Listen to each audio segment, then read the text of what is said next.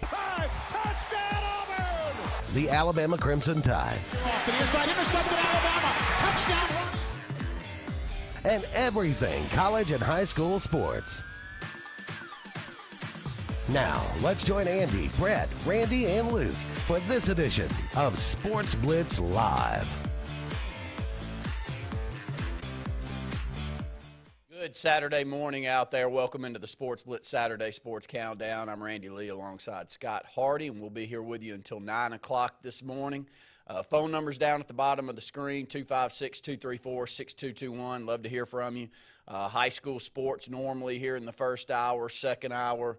SEC football, mainly Auburn and Alabama, will be talked about today. But being in the summer months, we may bounce around and talk about a number of different topics out there. So, again, love to hear from you. Scott, lots going on around the Lake Martin region. Looks like beautiful weather this weekend. At least it was this morning.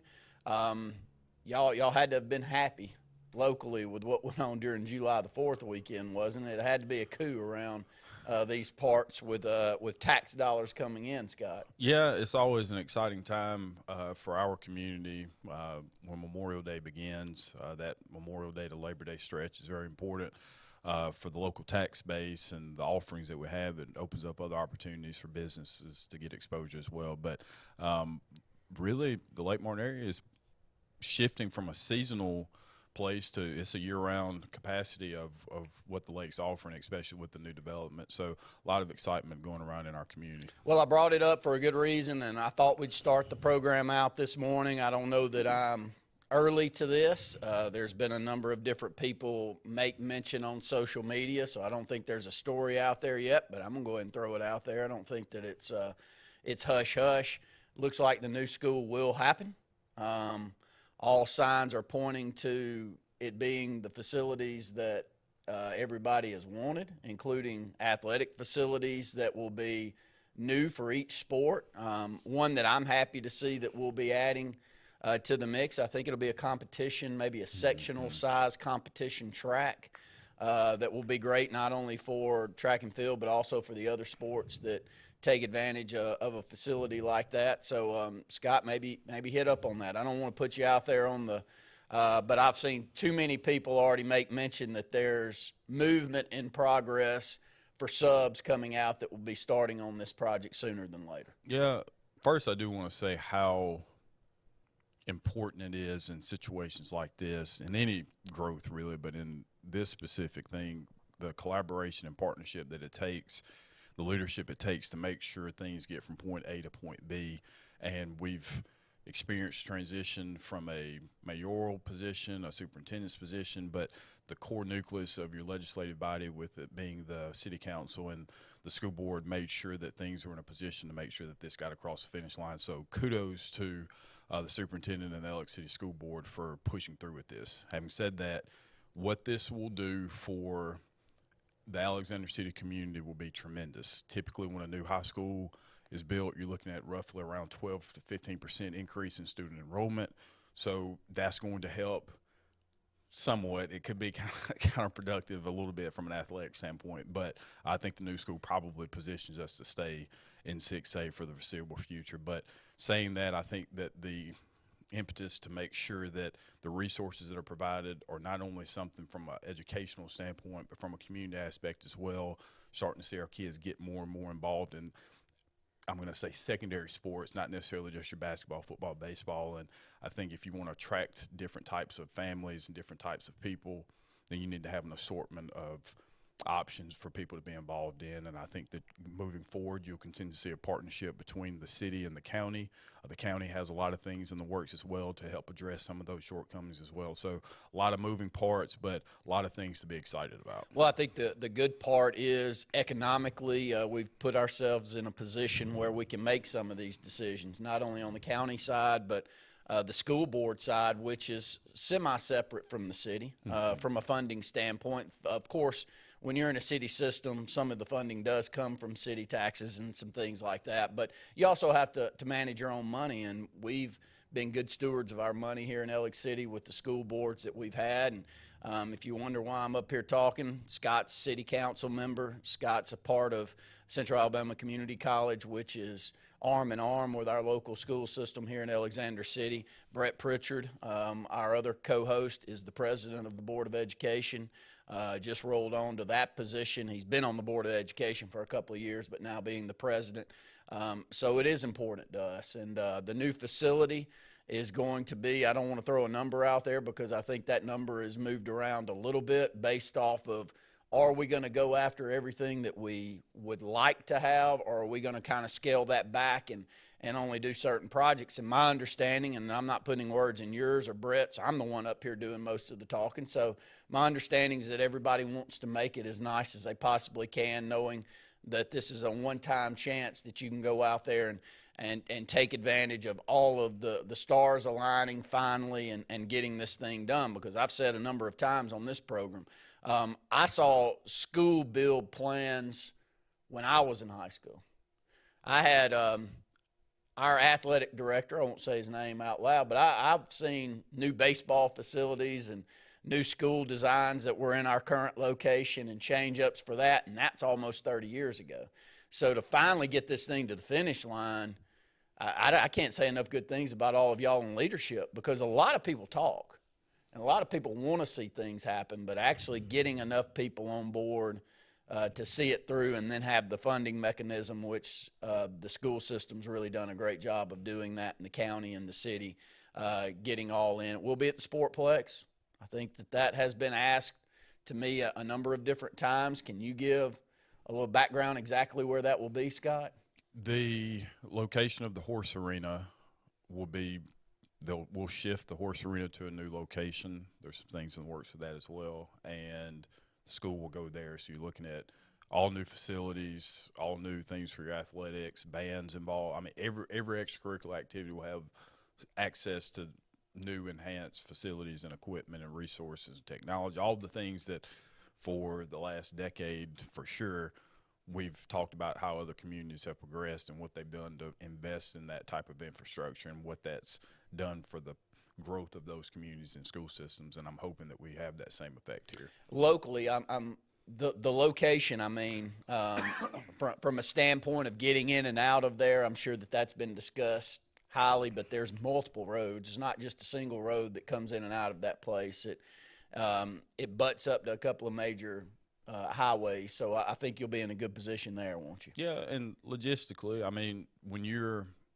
dealing with something of this magnitude, when you're trying to appease everybody, sometimes it slows progress down. I think that's kind of where we were for a while, is that we were trying to make everybody happy, but when you're dealing with such a massive project, at some point you have to just say, you know what, this is the route we're going. But to the point you made previously, this is a once in a generational type of thing that's going to take place. So if you've got the opportunity to get everything that you want, this is the time to do it, because there's really not going to be any more going back, because as you just said, we've seen plans for multiple decades, and so if you don't get it done now, the likelihood of getting all that you want won't happen. But great leadership and people understanding and being able to think outside the box. Most people I'm not going to say most people, but some people may not understand the correlation between enhanced facilities, new school, and what that does from a community standpoint.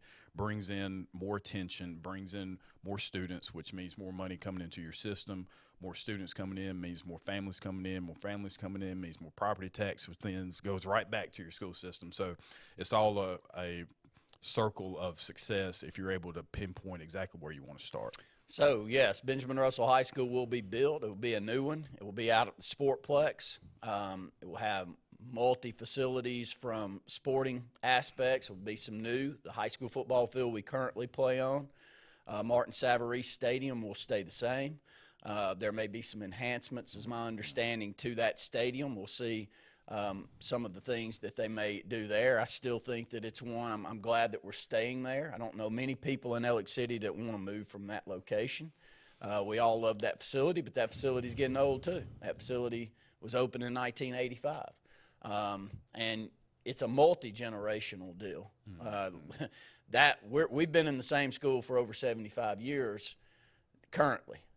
So by the time we get into the new school, we would have been in the same location in downtown Elliott City for almost 80 years, back to 1950. And then before then, But the new school build for the majority of what you see currently outside of a couple of enhancements that have been made was done in 1950. So you better take advantage of when all of the stars align, going out there and getting everything that you want. So, again, I tip my hat to all of you that have been highly involved, and we hope that a lot of you that are out there listening, everybody has an opinion. Everybody likes, dislikes just about every decision that you make. But if you're going to put money towards something, why not put it towards your kids?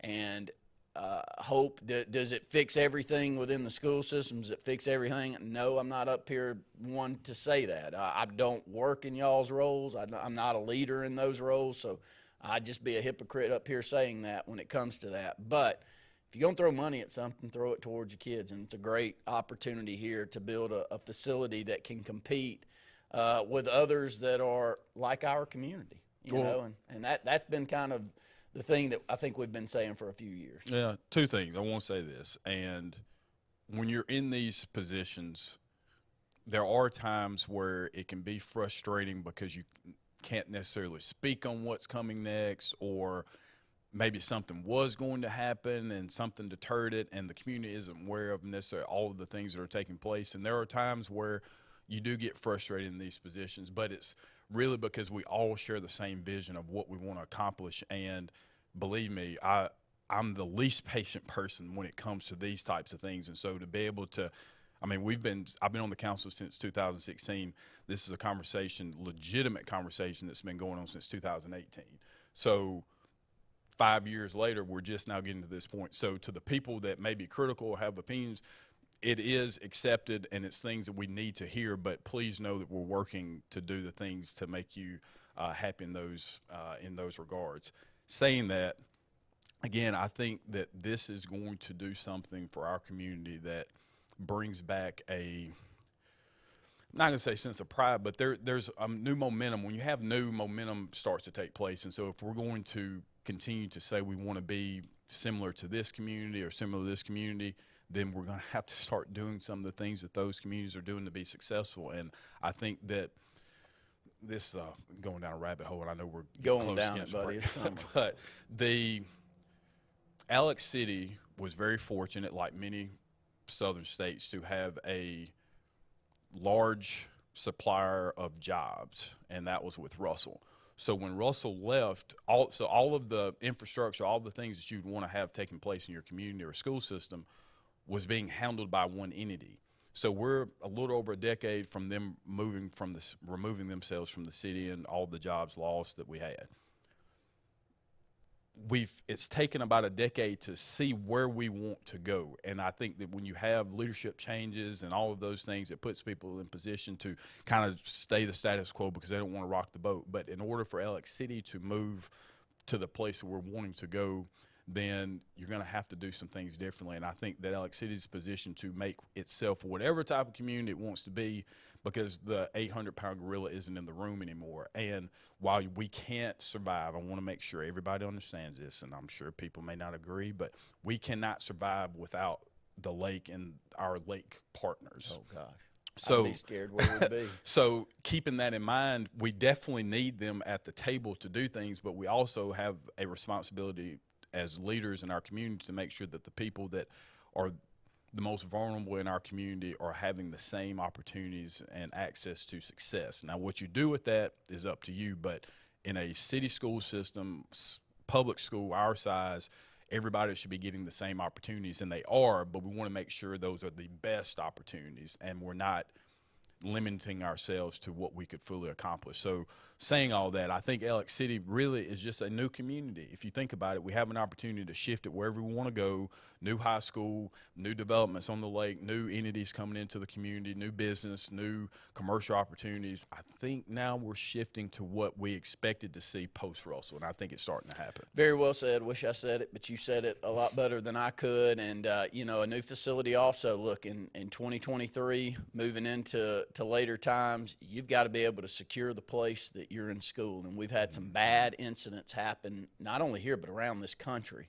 And when you're in old facilities, the access to getting in and out of those places, I don't think this is being talked about enough, Scott, but if you can clean that up and you can make a good, warm, fuzzy feel for the parents that are sending their kids up there to be taken care of. Look, I can get, and I'm not knocking anyone at that high school, but I can get in and out of that place 25 different ways, and this the exact 25 different ways that I could have gotten in and out of there 25 years ago. And yes, you can lock off some of it, but the way those things were built back in 1950 is totally different than what a new facility is. And it'll allow us to clean up some of our, and I think part of some of this funding is to clean up some of our older facilities too, and to get them in a position where they're a little bit more manageable as well. And I don't think that we talk about that quite enough, how important that is, and then bringing up technology and bringing up all the things that these new schools bring to the table. Yeah, safety of your student has to be the number, and faculty has to be the number one priority. And so before anything about educating a child, you have to feel comfortable that they're going to be safe there as well. So addressing that, I think, is paramount and something that the new school will add in terms of a security standpoint. But you talk about the advancements in technology and just the professions that we're seeing now that are growing are going to have to be things that we start to attack at lower levels. So introducing them to STEM or introduce them to the trades or whatever it may be. And I know artificial intelligence is a primary component of people's jobs now, and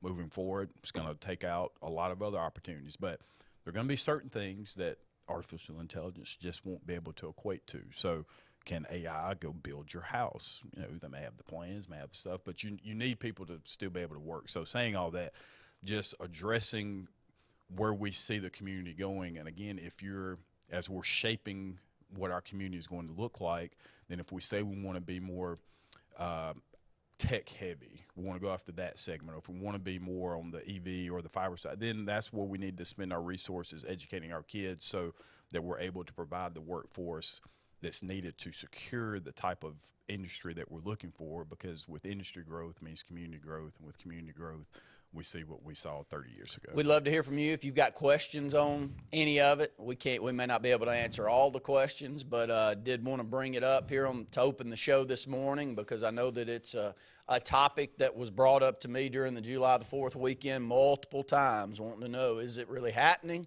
I've seen stories, I've seen subs make posts where they're already in line to start on everything that it will take to get this building built. So we'd love to hear from you. 256-234-6221. More of the Sports Blitz Saturday Sports Countdown right after this. Forbes Auto Sales, located on Highway 280 in Kellyton, is all about selection and service. Selection of clean, sharp used cars, trucks, and SUVs selected by Robert Forbes himself. Service. Forbes Auto Sales is all about servicing vehicles on the lot, but also servicing your personal vehicle. Keep this in mind. If you don't see what you're looking for on the lot, just tell old Robert to go shopping for you. That's what he does. Personal service, and that's what it's all about at Forbes Auto Sales in Kellyton. What's the verdict? Can't fix your heat pump. Need a new one. Uh-oh. What are you thinking? I'm thinking Daikin. Call on Kevin Kill in Sunshine Heating and Air at 256-825-4849, Central Alabama's premier Daikin dealer. So what's he thinking? Oh, he's thinking Daikin. Daikin, one of the top selling in the world. Now I'm thinking Daikin. Daikin. Comfort for life. Russell Do-It Center and building supply stores have the tools and materials to get the job done right, whether you're a professional contractor or just a weekend do-it-yourselfer. With everyday customer conveniences like a drive-through lumberyard, price match promise, and our Best Rewards program, each of our 9 locations offer top brands and building materials like lumber, hardware, tools, paint, lawn and garden, and much more. Visit today and see what Russell Do-It Center and Building Supply can help you build tomorrow. Sign Source is your local vendor for commercial and residential sign manufacturing and installation. We offer all kinds of lighted and non-lighted signage, from retail signs, LED message centers, event banners, vehicle wraps, the whole spectrum. We also offer service and repair on existing signs, as well as retrofitting to LED or installation of outsourced signage. We have the knowledge necessary to fulfill all of your signage needs in the short or long term. Visit signsourcenow.com to get started. Farmers and Merchants Bank of Dadeville is building a foundation of strength and trust in the entire Lake Martin community. With our modern branch in Dadeville and caring, attentive staff, we've established Farmers and Merchants Bank as a reliable friend to your banking needs. Whether it's just a savings or checking account or any commercial, auto, or real estate loan, Farmers has local decision-making to build a relationship with you and your needs. Farmers and Merchants Community Bank. Strength, service, community. Hi, this is Brian Bice with Bice Motors. With our all-star lineup of Dodge trucks, Jeep, SUVs, and Chrysler cars, we offer the area a team dedicated to making your next vehicle purchase a positive experience. Our sales team offers competitive pricing, and we back up all sales with a service department second to none. Bice Motors also offers the area's best selection of pre-owned vehicles. Visit Bice Motors at 2133 Cherokee Road in Alexander City. Guaranteed lowest price. Buy it at Bice. Bice Motors.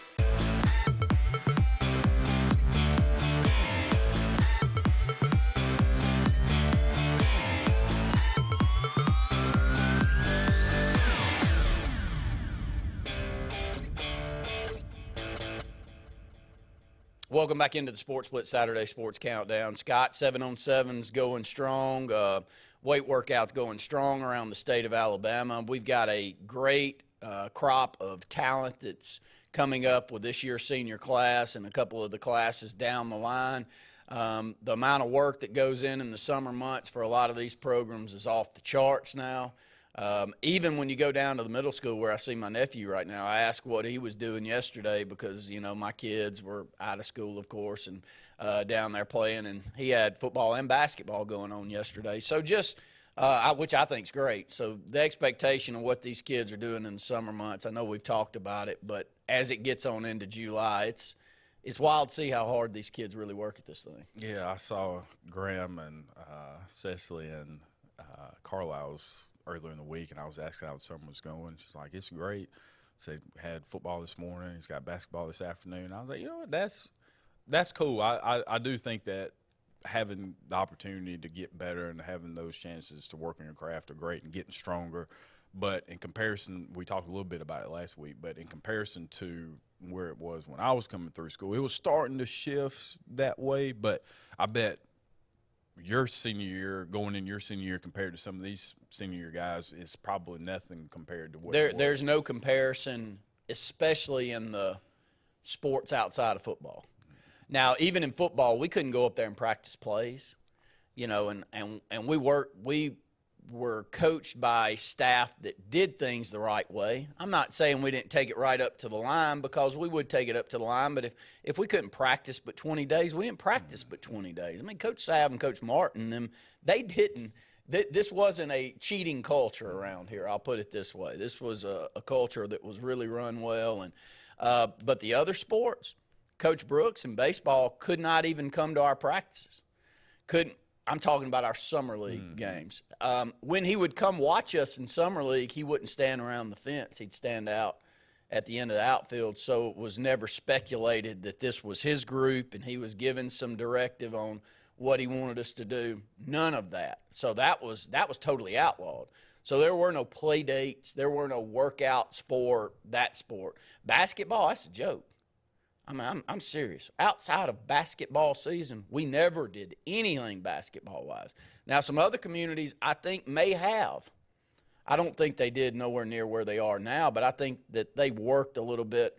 But, you know, football was kind of king around here, and so you didn't get access to those players. And so many of the other sports, you know, from soccer and other sports like that, there was nothing that went on outside of that season. So about a month before the season, you start working on it. Play the season, then go right into the next sport if you did multiple sports. Shoot, now they're up there working out 5-6 hours a day. When you consider 7-on-7 workouts, going to multiple sports, completely different. And so it's impossible to me that the skill of the athletes and where they are now is not a lot better than what we saw when you and I were in school. And I think from especially an offensive standpoint, the offensive game now compared to when I was in school and when I first started calling football when y'all were in school, it's night and day. I'm not saying the athletes are a lot better. I don't think they are.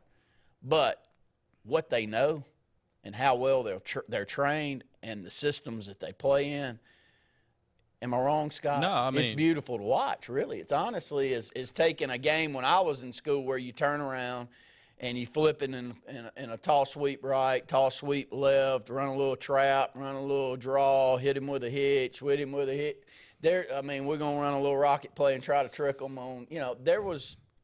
There wasn't as much versatility in these schemes than what we see now. Now it's fun for me to call now because it's so fast and you get so many plays in, and I know the kids have to enjoy it more. Yeah, and I was thinking about this morning actually.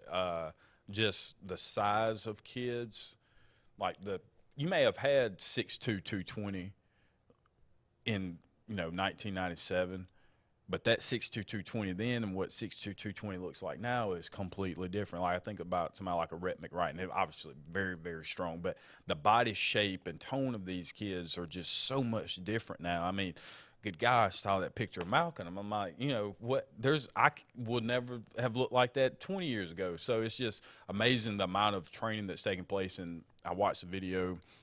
We're talking about the Ravens offense. The offensive coordinator was talking and saying about how the high school game has really impacted what they're doing in the pros because the things that these kids are doing, it's all about scoring now. So they've shifted kind of how they get their skill players involved on the professional level, similar to what you're seeing on the high school and college level. Well, and I think that has also transitioned the game towards what you're seeing on the high school level, especially from quarterback play position. And, quarterbacks look totally different than what they looked like when I was in school from a size standpoint. You kind of a lot of times you wouldn't mind. We had a stretch here where we had big lumberjacks that were back there they were good baseball players, big strong guys that could sit back there and throw the football around. Very seldom do you, not the quickest of foot, but very seldom do you not see someone that's got the ability to make plays with their legs back there at quarterback. Yes, can throw the football too, but I think that's just about as important to be able to make plays with your legs when things break down more than they ever were. But that's also system built deal that you've got some opportunities with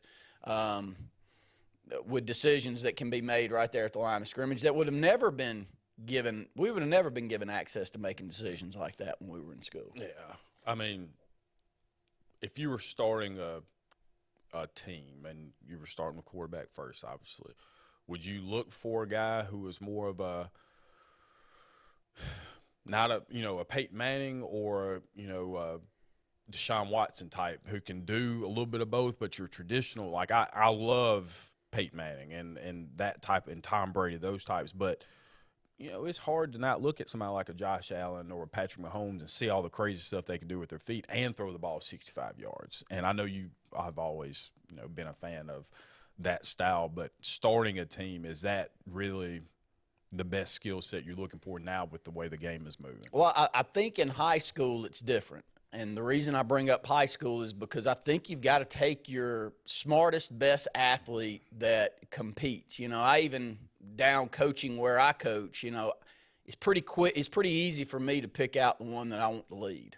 And, I'm just bringing into my mind a couple of the kids that we coach around here locally. And I'm like, if they're 18, I already know. They're 9. I already know exactly what kind of skill set that they could have if we would work on this thing. So my point is, in a small community like Ellick City, you got to take advantage of whoever your best athlete is that's your best competitor and probably is going to end up being your best leader, and then build the offense around that kid. Now, if you're in Hoover, if you're at a bigger school like that where you can be really system-based, then you can fit a talent. But I don't think you can do that. I truly don't believe you can do that. In the old days of Clay County where you can line up in the wishbone and night in and night out just hammer somebody and beat them into submission with a quarterback back there that can't throw it 30 yards down the field, but he's a good athlete and he's a good leader. Those days are gone. So you don't think – all right, so that's where I was leading to. So if Lazenby came back, if his system was implemented today, or even Danny, we could use that. Yeah. Danny got away from it. Yeah. Fast. Right. Yeah. So your answer is right there. Yeah. Danny Horn, who I still think is as good as I've ever seen. And he's as good off the field as I've ever seen. I'll never say a negative word about Danny. But Coach Horn came in here and thought that he probably could transition us to that tough, hard-nosed play that we saw. But it didn't work. It won't work in the top classes consistently. It can work if you've got as good, if not better, talent. But when you've got equal talent and maybe at times a little less talent, which is what we deal with Friday in and Friday out around here, because I'm not talking about all our skill guys. I'm talking about lines of scrimmage and stuff. Overall talent. Man, you've got to be able to put guys in space where kids that are like his son has the opportunity to make plays for him. I mean, he didn't put his son back there in the wishbone all the time. He didn't. I mean, because he had something that he could work with. And so I think there's your answer. Now, do I think Phil Lazenby's system can win football games? Yes. But it gets harder and harder the more we get into this, and the better and better these teams get. You're just not going to outcoach a lot of teams anymore. Does it hurt? So did the popularity of this new style, now it's really not new, it's kind of become the standard, but did that force coaches too to change it to keep kids engaged? Because you may, if you know, especially in these Birmingham, Mobile, your larger metropolitan areas where one school may run this system and I have a better chance of going to college, or that, so that probably too plays a part in what you're running to be as attractive as you can to other athletes. Well, and we'll talk about in some upcoming segments on that exact. Look, it's wild to watch social media and to see kids in high school transferring. And that's pretty much what's going on. Now, it's a move. It's a legitimate move. There's nothing the association can do. If a parent wants to pick up and move from one community to the other in July of the summer months so they can play football somewhere, what's the association supposed to do? I mean, as long as it's a legitimate move, that's all that you can do. But it's wild the way that the recruiting is even going on down into that. So, yes, I think that that's very important, but I also don't think that that's overly important in smaller communities. I think a community like Reeltown can still embrace the wishbone or embrace the wing T type form if they can win. Now, no community wants to keep getting their brains beat in because they're too stubborn to change what they're doing. And so I think with that being said, there's not many doing it anymore because all of these communities want to be successful, especially the ones that have had success. I mean, Clay County and Lineville don't not want to have success. How many times have we played them in the last 7 or 8 years where Chase is there? I don't know what he's about to call. That's how much that's changed. I mean, he does a super job of keeping you off balance. And, yeah, they want to run the football at you, but it's not in the darn wishbone anymore unless they get you in a position where they need that. I know we're kind of reeling around here, but I think the answer is that you don't see those systems as often as you have. And I think it's for the better.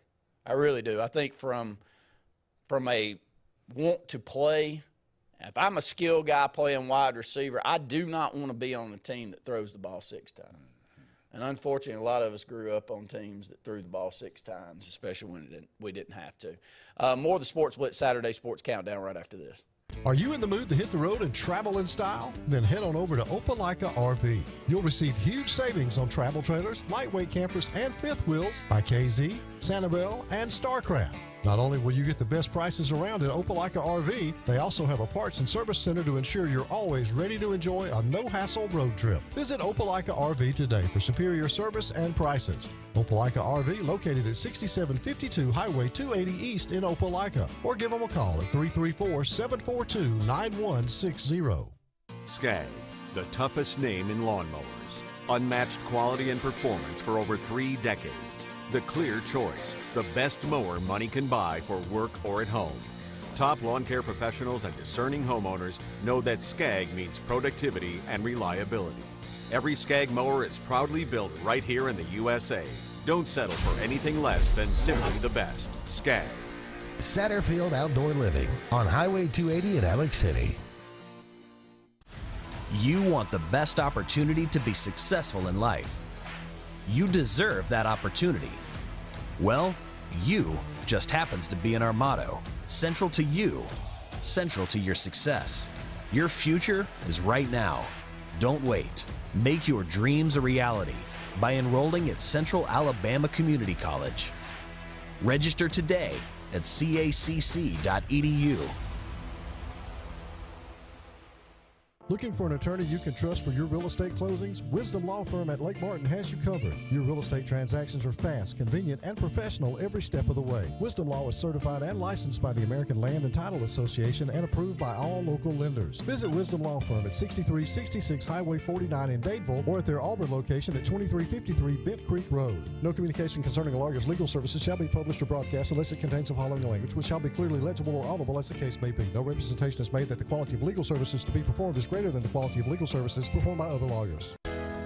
Alex City Internal Medicine and Nephrology and Weight Loss Center provides optimum care for the whole person.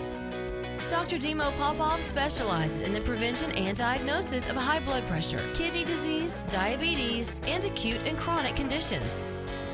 Our weight loss clinic offers lipo shots and a guide to healthy weight loss. Alex City Internal Medicine and Nephrology and Weight Loss Center, where lifestyle changes are made. Lee Apparel is your go-to vendor for screen-printed and embroidered apparel and promotional products. We print and embroider free custom-made graphics or outsourced designs on everything from t-shirts, headwear, corporate wear, team sportswear, high-end safety apparel, and promotional products. At Lee Apparel, you can always expect quick turnaround time, competitive pricing, friendly customer service, and free in-hands delivery on all orders. Visit us at leeapparel.com to get started.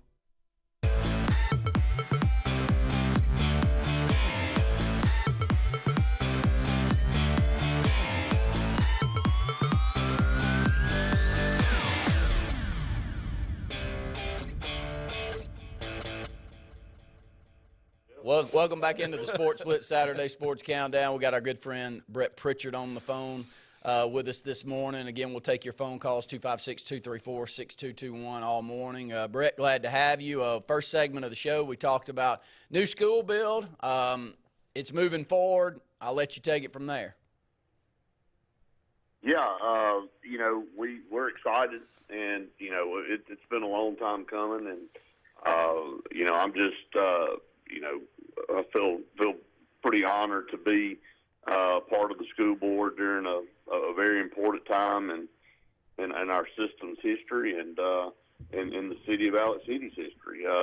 It's hitting once every 5 or 10 year deal. This is a major deal, and it's been a long time since we've built a school in this community. The last school that we built in this community was the middle school, and that was back in the late 80s, early 90s, and again, time flies by, and we're desperately in need of a new high school, and not just the fact of building a high school to say you're building something new.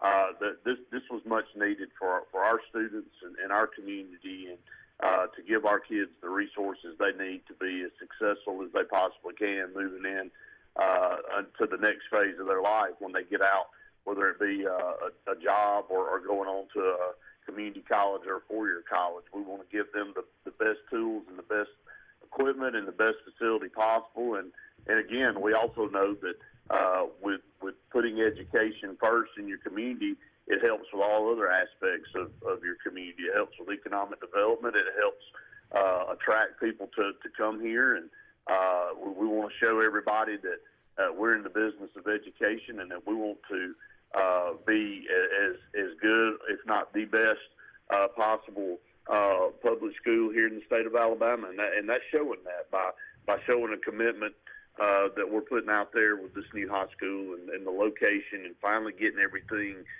in the same area, where our student athletes don't have to travel across town, and every game, even at home, feels like a road game. So all of those facilities are going to be right there with the ability to, maybe just walk down the road a little bit and get to the facility that they need to play, or just maybe get in their car and drive, a quarter of a mile or whatever it is, but they're all going to be in that complex over at the Sportplex, and I know that's going to bring a lot of excitement too. Brett, it's recruiting season, high school recruiting heading on to Auburn, Alabama, and many other colleges. 7-on-7s are really getting going. We'll catch up with Luke Robinson in the second hour to talk about Alabama. Let's talk about Auburn for a minute. Big Cat weekend coming up, going to be a big weekend. Always is. It's one of those. It's been around for a while now, and back during the days of Trooper Taylor and when Gene Chizik was at Auburn, they made it a priority when they had the traveling caravan, and really sparked some interest. Thought from a marketing standpoint was a really big deal, and it really garnered some big names to come to Auburn. And these coaching staffs, the last few coaching staffs have kept that going. Say Brian Harsin, I think he thought Big Cat was a big tomcat or something that somebody was trying to find, or something. He didn't quite understand the recruiting process, but anyway, definitely Hugh Freeze understands it, and you kind of make the top guys feel special. And again, I know all the schools do that to these 5 stars and these high 4 stars, but you want to make it feel exclusive. It's a big deal to be invited to this week and or that weekend when it's held. And there's some big names on the list. And again, some of these guys are committed other places, but some are not. And when you look at the 5 stars with Perry Thompson and KJ Bolden from Buford, Georgia, and then DeMarcus Riddick from Chilton County, that's the 3 headliners from a 5-star standpoint. Then you got a 4-star cornerback in Jalen Hayward that's committed to Georgia that'll be in attendance. But from a local standpoint, the first 4-star wide receiver on the board for Auburn that weekend is Malcolm Simmons from right here in Alex City at Benjamin Russell. And we've talked a little bit about what Malcolm has been able to do over the last couple of years, and his stock's been on the rise. And we saw a glimpse of what we're going to see every Friday night about a month and a half ago at the spring game in Gardendale. And when you put him on the field with the rest of the guys that are going to be out there for Benjamin Russell, man, it's really hard not to get excited about what this offense is going to do. But Malcolm in these 7-on-7s here in the last few weeks has really shown out, and he's already proven that he's a state champion in track as well, and it's going to garner a lot of attention. He's already gotten about 15 or 16 offers, and Auburn has already officially offered him a few weeks ago, and they want Malcolm Simmons. Obviously, he's a priority for them. He's an invite to the Big Cat weekend, and he'd be a huge get for Auburn. And I know the other SEC offer he has right now is Arkansas, who I think was maybe one of the first schools to offer him. But I think Malcolm would be a great fit at Auburn, especially in a Hugh Freeze offense. And I really think they're gaining some momentum. So I don't know what his plans are. I don't know if Malcolm plans to kind of wait it out and see. But I wouldn't be surprised if Malcolm committed. Here in the next couple of months to Auburn, maybe even at Big Cat weekend, depending on what the situation is. So looking forward to seeing him, but really looking forward to seeing him on the field on Friday nights too. About 6'1", 175, 180 pounds, great athlete, tremendous leaper. I was just up in Knoxville this past weekend watching a regional track meet, so I had high jump right in front of me, Scott. And the winning high jump was around 6'3", 6'4", so I got to see the difference between that and with my own eyes what 6'8", which is what he jumped. And we had a kid from Tallahassee this year jump 7 foot, only the second high jumper in state history to exceed 7 feet, and that's amazing to sit there and watch those athletes do that. So, but yes, proud for Malcolm. Brett, Benjamin Russell went down, played in a 7-on-7 tournament. I know that they expected it to be a tough one down in Foley, end up runner-up right behind Thompson in that.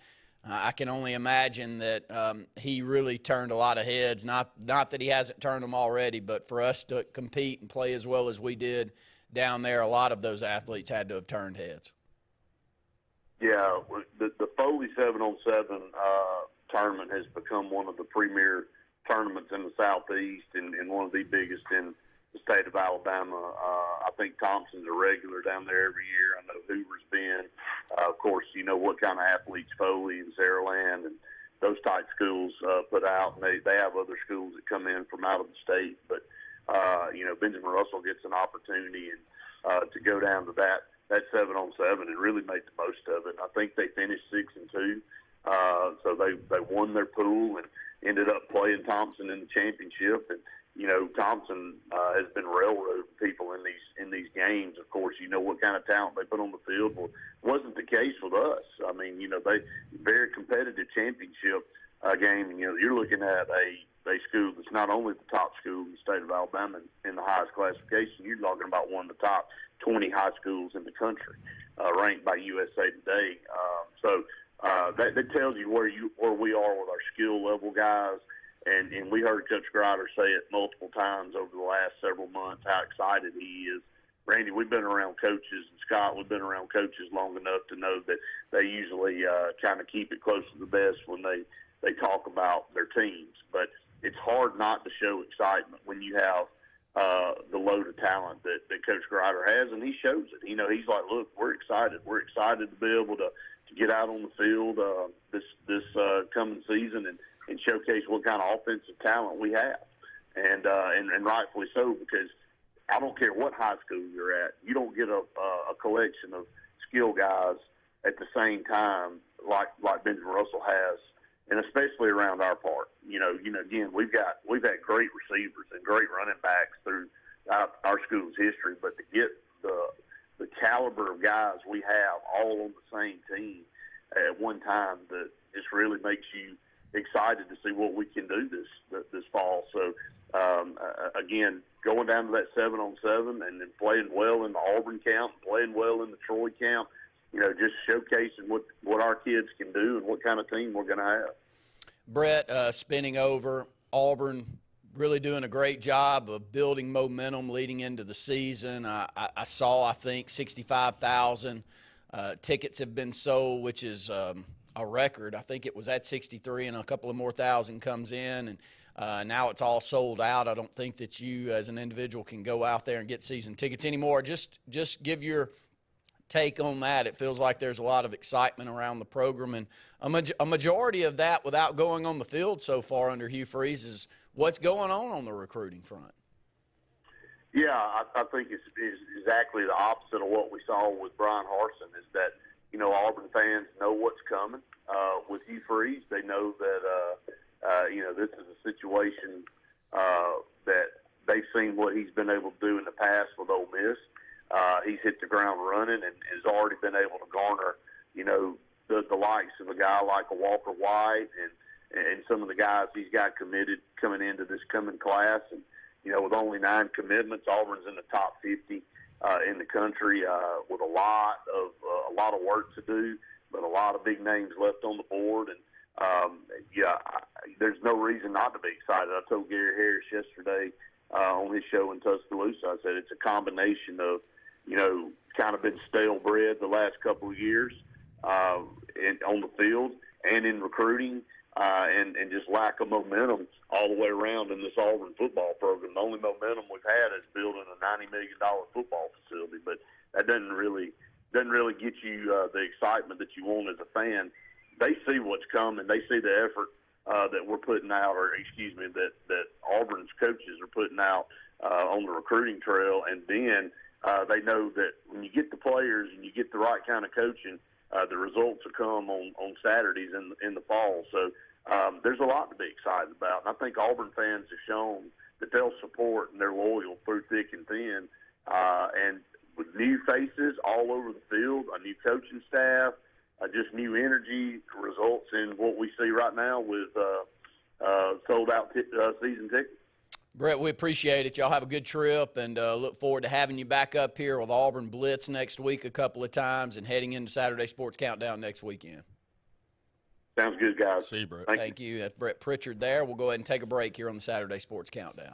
Are you in the mood to hit the road and travel in style? Then head on over to Opelika RV. You'll receive huge savings on travel trailers, lightweight campers, and fifth wheels by KZ, Sanibel, and Starcraft. Not only will you get the best prices around at Opelika RV, they also have a parts and service center to ensure you're always ready to enjoy a no-hassle road trip. Visit Opelika RV today for superior service and prices. Opelika RV, located at 6752 Highway 280 East in Opelika, or give them a call at 334-742-9160.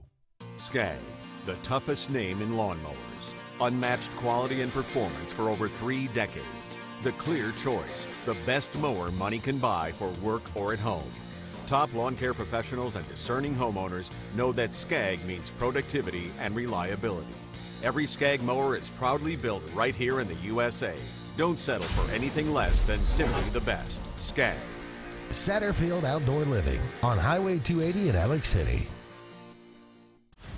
You want the best opportunity to be successful in life. You deserve that opportunity. Well, you just happens to be in our motto, central to you, central to your success. Your future is right now. Don't wait. Make your dreams a reality by enrolling at Central Alabama Community College. Register today at cacc.edu. Looking for an attorney you can trust for your real estate closings? Wisdom Law Firm at Lake Martin has you covered. Your real estate transactions are fast, convenient, and professional every step of the way. Wisdom Law is certified and licensed by the American Land and Title Association and approved by all local lenders. Visit Wisdom Law Firm at 6366 Highway 49 in Dadeville or at their Auburn location at 2353 Bent Creek Road. No communication concerning a lawyer's legal services shall be published or broadcast unless it contains the following language, which shall be clearly legible or audible as the case may be. No representation is made that the quality of legal services to be performed is greater than the quality of legal services performed by other lawyers. Alex City Internal Medicine and Nephrology and Weight Loss Center provides optimum care for the whole person. Dr. Dimo Popov specializes in the prevention and diagnosis of high blood pressure, kidney disease, diabetes, and acute and chronic conditions. Our weight loss clinic offers lipo shots and a guide to healthy weight loss. Alex City Internal Medicine and Nephrology and Weight Loss Center, where lifestyle changes are made. Lee Apparel is your go-to vendor for screen printed and embroidered apparel and promotional products. We print and embroider free custom-made graphics or outsourced designs on everything from t-shirts, headwear, corporate wear, team sportswear, high-end safety apparel, and promotional products. At Lee Apparel, you can always expect quick turnaround time, competitive pricing, friendly customer service, and free in-hands delivery on all orders. Visit us at leeapparel.com to get started.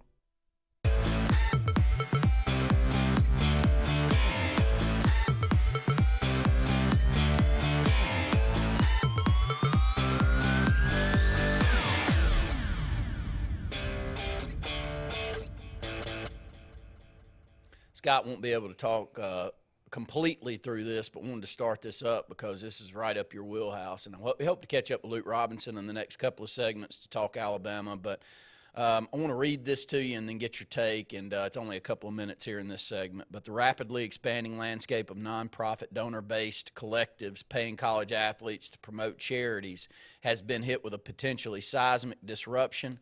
A recent 12-page memo from the Internal Revenue Service determined that in many cases, such collectives may not qualify as tax-exempt if their main purpose is paying players instead of supporting charitable works.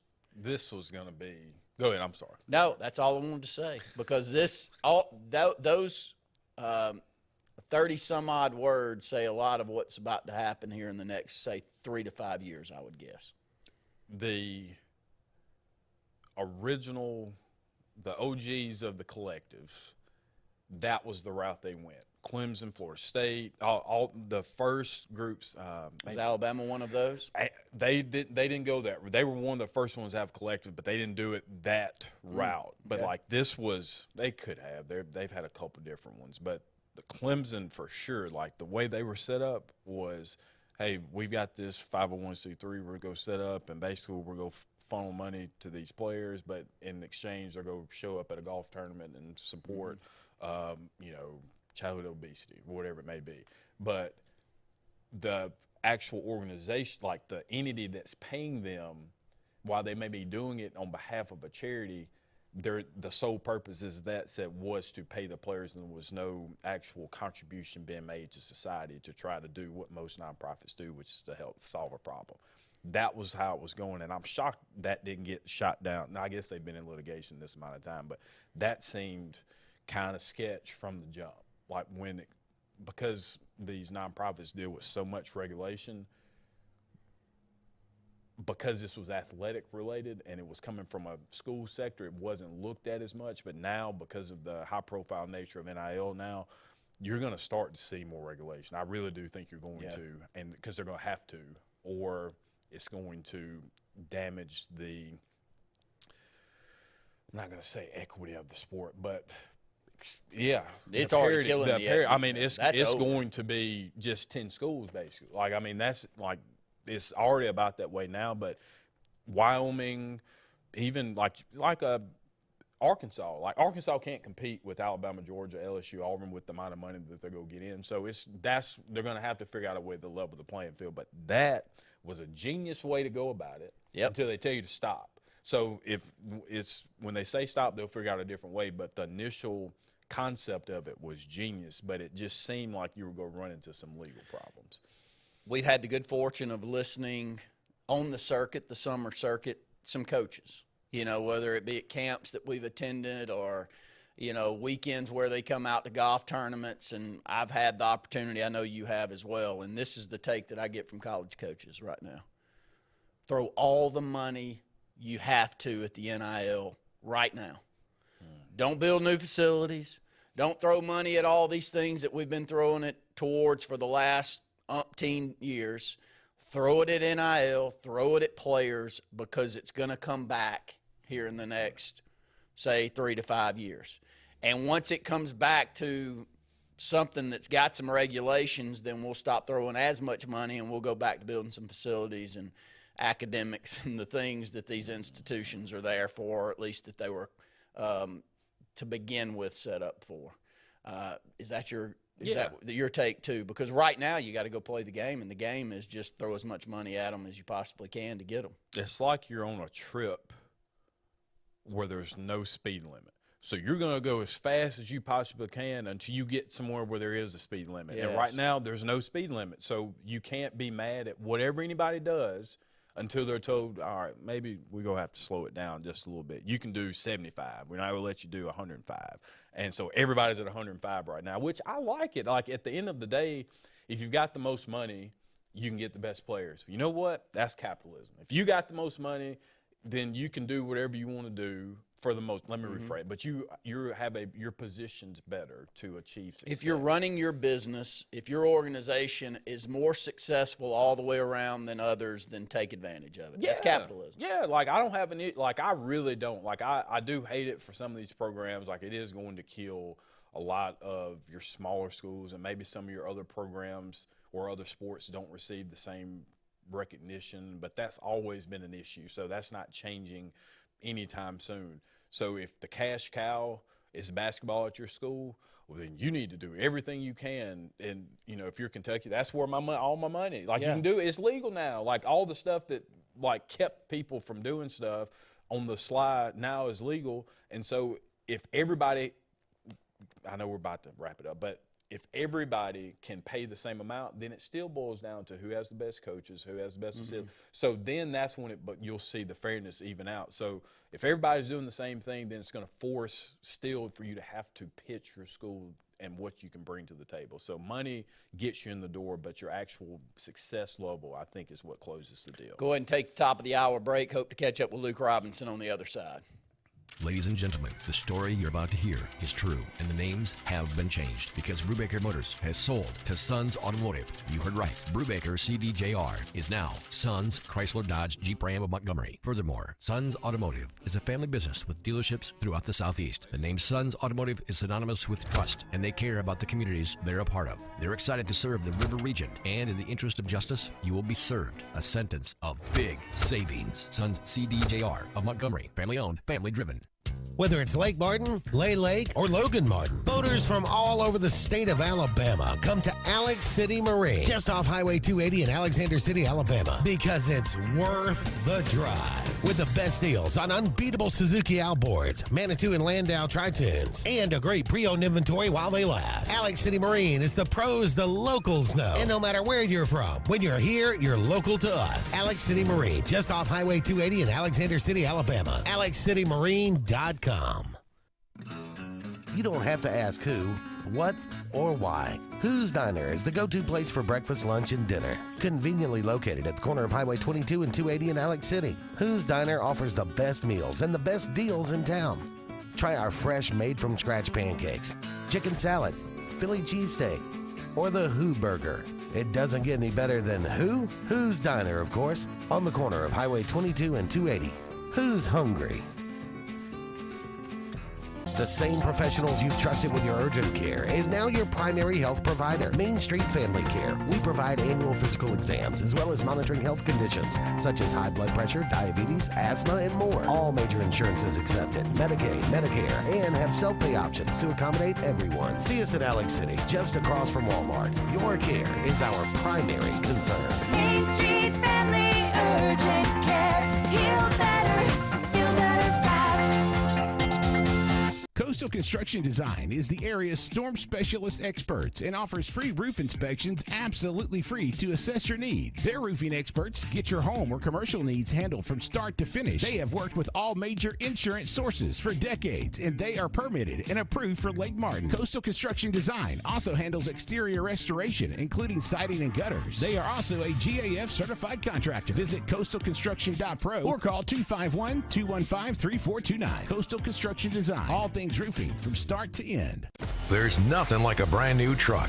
From Sarah Automotive, new Honda Ridgelines from $349 a month, Ford Rangers from $357 a month, and Nissan Frontiers from $379 a month. One of the largest truck selections in Alabama. Plus, you get a lifetime warranty, no charge, engine, powertrain, and more. There's nothing like a brand new truck.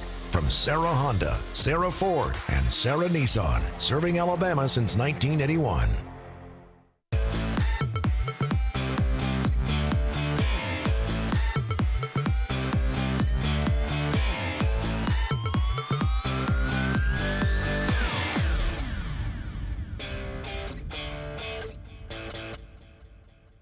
Welcome back into the Sports Blitz Saturday Sports Countdown. We got Luke Robinson on the phone with us, and Luke, knee-deep into recruiting season. I know this is your favorite. It's kind of wild. I was telling my sister's in town, and she said, what in the world do y'all talk about for 2 hours on a Saturday morning in the summer? I said, well, if we can get Luke on the phone, he'll talk 2 hours about recruiting and be real happy about it. So it's always been something for those that are just maybe finding us out there. Give a little background on when you really started enjoying recruiting. Oh, I started following recruiting back, about when I was going to Alabama, which would be early 90s. I remember very distinctly calling the Tuscaloosa News hotline with the late, great Cecil Hurt, would give an update. And for a while, they were charging like 25 cents a call, but I didn't care. Well, number one, it wasn't my money at the time. But number two, I just wanted to hear the reports. I mean, I loved getting all the Forrest Davis stuff, even though, frankly, I mean, looking back now, his reports are probably, and his evaluations were probably the worst of anybody's. But at the time, it was also very difficult to evaluate. I mean, you didn't have all the access that you have now, where you have huddle videos and YouTube videos of practically any player you want to see. And there's just so much access, and you don't just go off the word of mouth of something of somebody else has seen and try to rate them that way. You don't go by word of mouth about the size of some of these kids. I mean, they all go to, the Elite 11 camps or some 7-on-7 camp where they all get measured barefooted and their weight down to the pound. I mean, it's just unbelievable access for everybody now, so much easier to get a better evaluation, and that's why a lot of these recruiting sites have gotten so much better. I mean, I know that there is a line of thinking out there still that rankings don't matter, and somebody will give you a story about a 3-star that is an NFL All-Pro and a 5-star that busted out. And that's true. Those things do happen because you can't predict how, the fame for some of the 5-stars is going to affect them mentally. You can't predict somebody like Antonio Alfano, the number 1 player in the country who signed with Alabama a few years ago. He had some other problems in his life that weren't factored into his ranking. He was unbelievable when he was on the football field and mentally healthy, but he wasn't. Not everything was clicking for one reason or another, and he went to Alabama, didn't work out. Went to Colorado, didn't work out, and now I think he's out of football. So, sometimes those things do happen. But I'll tell you this, just like I used to say it back in '91. If you'll give me a team full of 5-stars and you take a team full of 3-star diamond in the rough, quote unquote, my team will beat your team more than it won't. And I'll be the one celebrating championships more than you. And so that's my case. Yes, coaching is important. You can have Larry Coker at Miami had 5-stars all over the place. He won a national championship despite himself in his first year, and then things just went, down the tubes. Gene Chizik, on the other hand, had a team that wasn't loaded full of NFL talents. It had 1 superstar, and he was able to ride that to a championship. So if you have the talent specifically at quarterback, you can overcome a lot of stuff and a lot of your own coaching gaffes. So I'm a big proponent of get the most talent and then work on the coaching. All the X's and O's stuff is great, but, Bill Snyder was at Kansas State forever. And people will say, hey, he was one of the best coaches there ever was. And that's true. I think he was a fantastic coach. He did a lot of things with a program that is historically putrid. But he never won a championship, because he didn't have the players. And when it came down to it, he just couldn't get over the hump because he didn't have the better players. And so that's always going to be my stance, is get the best players and then work on the coaching. Luke, we'll have a little fun for a minute. You bring up Larry Coker, and I was thinking about that championship team, and some consider that the best college football team ever. During the Saban era, what team would you select to go against that Miami championship team? 2020 Alabama. 2020. I still think 2020 Alabama is in the discussion for best teams ever. I think it's kind of weird. You have 2019 LSU and 2020 Alabama sort of back to back, and I think you could clearly say those are 2 of the better, at least top 5 teams of all time. And people say, well, yeah, 2020 Alabama was in COVID. True, it was in the COVID year. At the same time, it's the only team in history that played all Power 5 teams all the way through, 13 Power 5 teams all the way through. And it played teams like Ohio State that had Justin Fields, a very highly decorated quarterback that went on to be a top 5 pick in the NFL draft. It beat 11 SEC teams. That's never happened before, I don't believe. 11 SEC teams. They had a player that won the Heisman Trophy, SEC Player of the Year, National Player of the Year. Mac Jones won all the quarterback trophies you can win. It was Najee Harris was incredible. I would put that 2020 team up against anybody, and I wouldn't feel ashamed about it one iota. Luke, talking about recruiting here in the state of Alabama, there's a lot going on, 7-on-7s. Just give me your thoughts. We've already asked you once, but your thoughts on this year's class. And it feels like every year Alabama comes in late on a couple of guys. Do you have any guesstimate on who those guys may be this year? I really like this class. Again, according to On3, which I like to use them as much as anybody, I think On3 is going to really sort of be the standard for recruiting sites coming up very shortly. Anything Shannon Terry touches seems to turn to gold. He started out with Rivals and started out with 24/7, and now he's doing On3. And I feel like he's going to turn this site into just something unbelievable. But I like this state crop a lot. Obviously there's Cam Coleman, who a lot of people have as the number 1 player in the state. I think it's up for debate between him, Jalen Mbakwe, Jordan Ross, Perry Thompson, maybe even DeMarcus Riddick if you want to throw him into the mix. But all 5 of those guys are national players. And really like Cam. I loved Cam Coleman when I saw him play basketball for Central Phoenix City. That team. Now, he didn't start, if I remember right, but boy, I was just like, his athleticism just jumped out at me, literally, because he was jumping everywhere. Jalen Mbakwe, super speedy guy, committed to Alabama. Jordan Ross out of Vestavia. Me personally, I might not have him ranked as number one player in the state, although some sites do. But I can see why. I mean, he's rangy, 6'4", 220, somewhere in there. Now, I think Jordan Ross probably will end up going out of state, just like Cam Coleman did. And I'm not trying to go off on a tangent here, but it's just interesting to me that Texas A&M is able to come into the state of Alabama, and it's not like, it's not like LSU coming in to get somebody from Mobile. I mean, Mobile is closer to Baton Rouge than it is to Tuscaloosa, so I understand that. But, boy, coming to Phoenix City, which is on the far eastern part of the state, and I went to Texas A&M a couple years ago for the Alabama game. It's hard. You got to really want to get there. You got to really want it.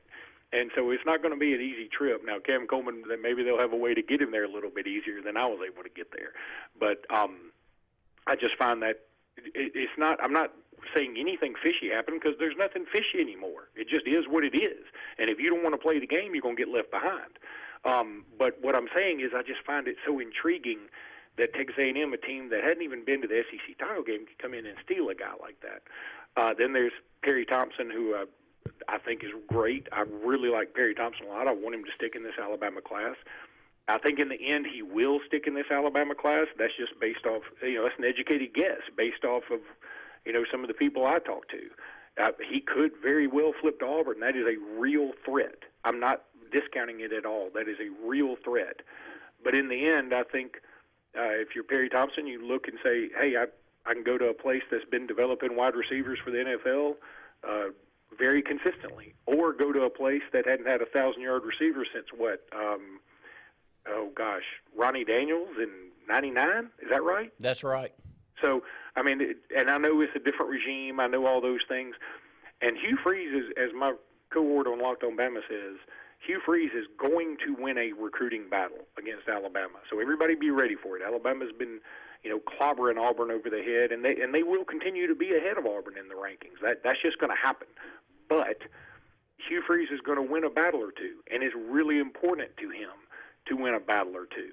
And he's already missed out on Cam Coleman, who's, a lot of people think is the best player in the state. So he's going to probably try and go all in on a Perry Thompson or DeMarcus Riddick. And my guess is Alabama and Auburn will split those two guys. I think that's what will happen, but I'm not even super confident in that. I mean, shoot, for all I know, DeMarcus Riddick could stick with his Georgia commitment. I don't think that'll happen, but he could.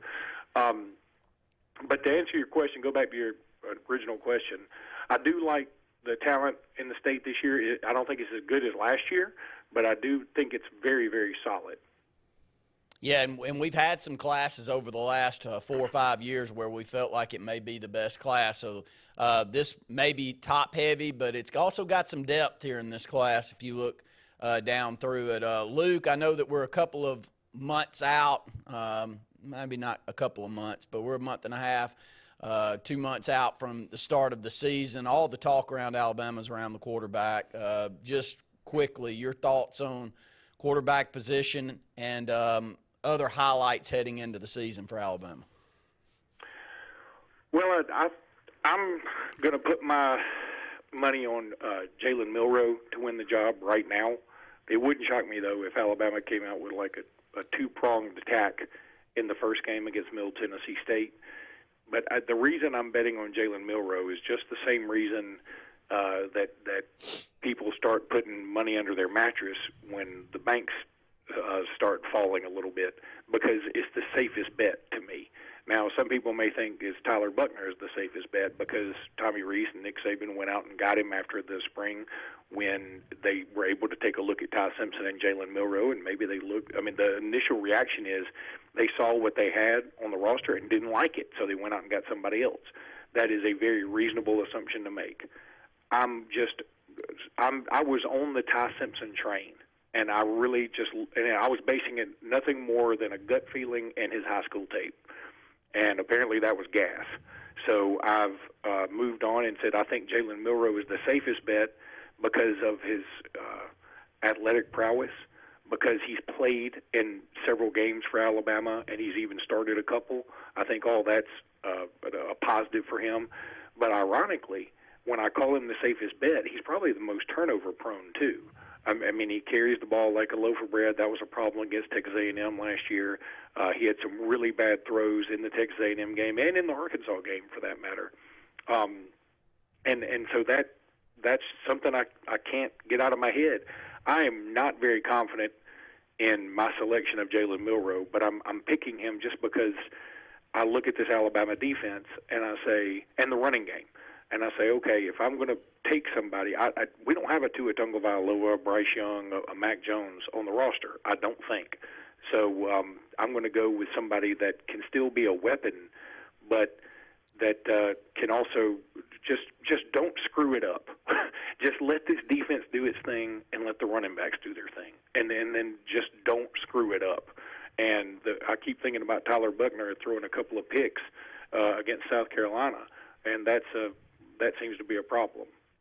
Well, Luke, we appreciate it this morning. Again, you're all over the world, and hope that you make it back to Alex City soon, and we can have you back on some of the programs. We appreciate the phone call. Okay, buddy? All right, guys. Have a good one. Thank you. That's Luke Robinson. We'll go ahead and take a break. Got about 45 more minutes left here on the Saturday Sports Countdown. Now at Glenn Smith and Opelika, GMC Sierra Crew Cabs discounted up to $10,500 off. GMC Terrains up to $4,750 off. And Buick Enclaves up to $5,000 off. Shop online anytime at glennsmith.com. That's GLYNN Smith.com. Plus, no payments for 120 days at Glenn Smith Buick GMC. Over 250 new and used vehicles on the lot or on the way to Glenn Smith and Opelika. Get ready to smile. The Alabama Slammer. It's a popular drink at parties, but drink too many and you'll wind up in this Alabama Slammer. And if you drink and drive, get ready for a real Alabama Slammer. If you're involved in a crash where a driver's been drinking, you're 4 times more likely to die. Drive safe, Alabama. A message from your Alabama Department of Transportation. There's only one clear choice in the Lake Martin area for plumbing, heating, and air. That's All Clear Plumbing and Air. Our professionally trained technicians offer full service repair and installation on all major brands. From drips to water heaters, thermostats to entire air conditioning and heating systems, and everything in between. Our fast, reliable, and guaranteed top-notch customer service will keep you informed and up to speed through the entire process. Call us today or look for us on Facebook and Instagram at All Clear Plumbing and Air, 256-496-2056. License number 19172. If you haven't been to Big B Barbecue in Alex City, then you're missing the best barbecue around. Big B has everything from the best pulled or chopped pork, chicken, and beef to cheeseburgers and grilled chicken salads. Bring your friends and family out for a great dinner and sit outside on our beautiful patio, or sit inside and enjoy your meal by the fireplace. So come in and join us and enjoy the best barbecue in the area only at Big B Barbecue, located on Highway 22 West in Alex City. Hi, this is Jimmy Gorey, Gorey's Furniture. Come join us for the madness of March. Come join us here at Gorey's Furniture. Make a purchase, shoot from the line, 5, 10 to 15. That's % discount off your total ticket. So come join us. Let's have fun. Everyone's a winner. Everyone will save. Come join us for the madness of March, and that's only at Gorey's Furniture. Hi, this is Brian Bice with Bice Motors. With our all-star lineup of Dodge trucks, Jeep, SUVs, and Chrysler cars, we offer the area team dedicated to making your next vehicle purchase a positive experience. Our sales team offers competitive pricing, and we back up all sales with a service department second to none. Bice Motors also offers the area's best selection of pre-owned vehicles. Visit Bice Motors at 2133 Cherokee Road in Alexander City. Guaranteed lowest price. Buy it at Bice. Bice Motors.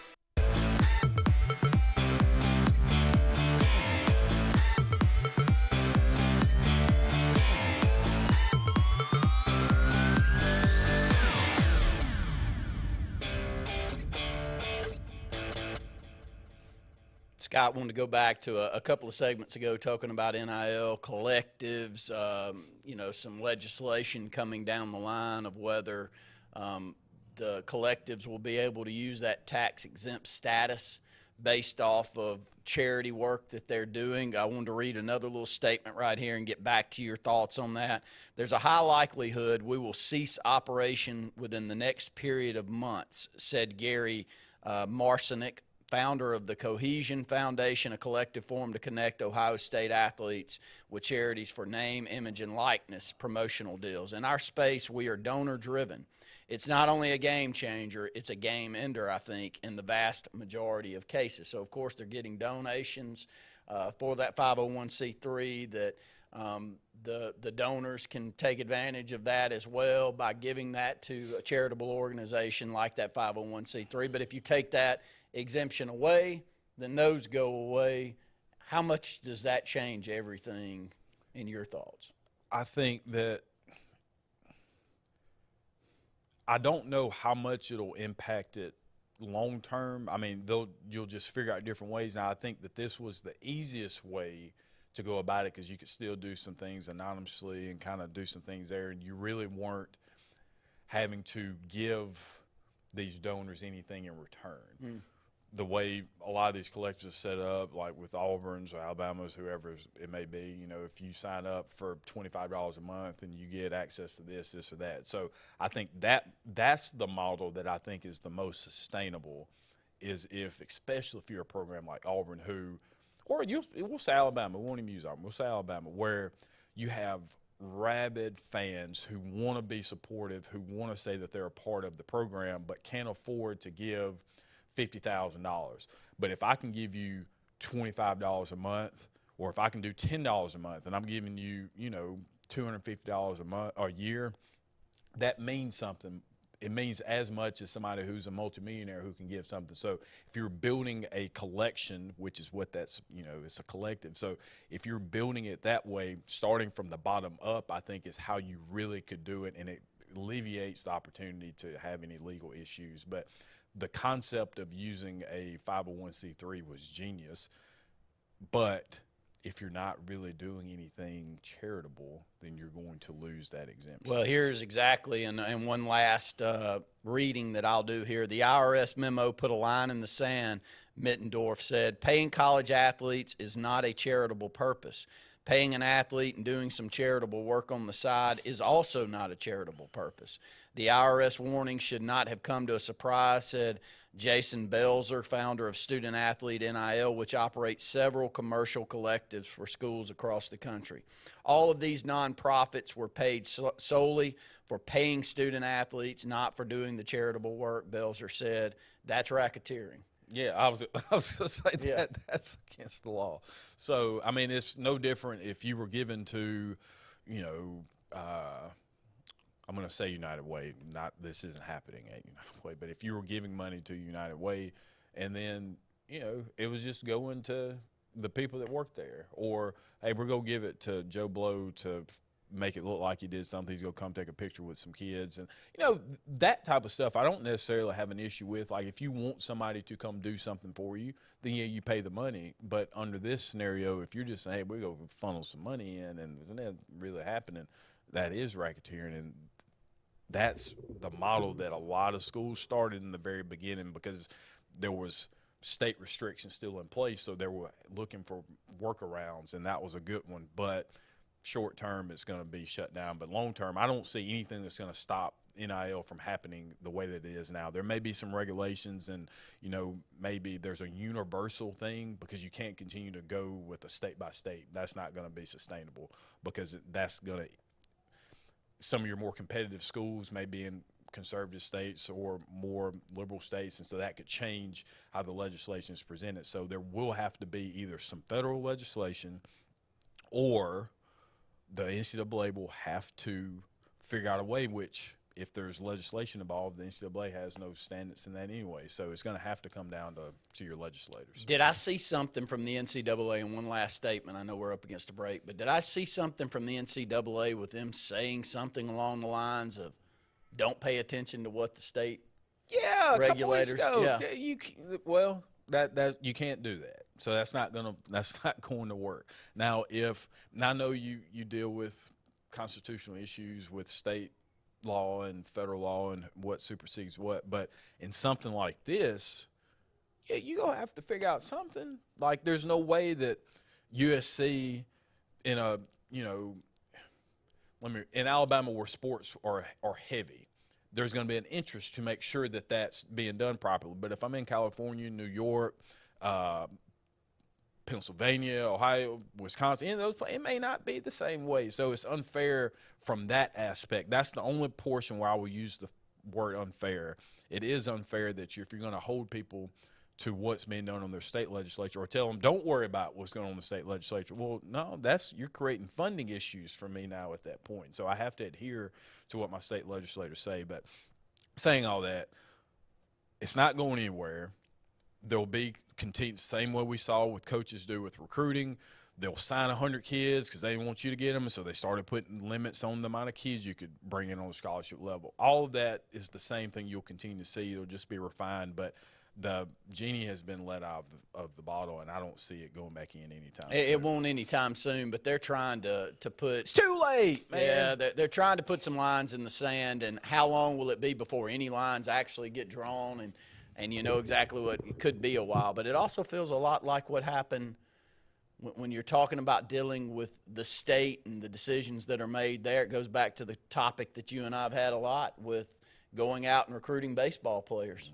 When all of your bordering states have that lottery sitting there that if you've got at least a 3.0 average in high school that you can show up on campus and play it a lot of the competition that we have and still play baseball and still be under scholarship, and it doesn't have to take away from that limited number of scholarships that you have. And we've seen it work in favor of a lot of states that are surrounding to us, but that was a complaint that Jay Jacobs and others had, and they tried to verbalize it as well as they could, but it didn't do any good. And we saw our baseball programs really go from being one of the top two a couple of the top two programs in the country in the late 90s to where it got over the next 20, 25 years. But we'll go ahead and take another break. When we come back, we'll hit on a couple of other topics as we close out the program.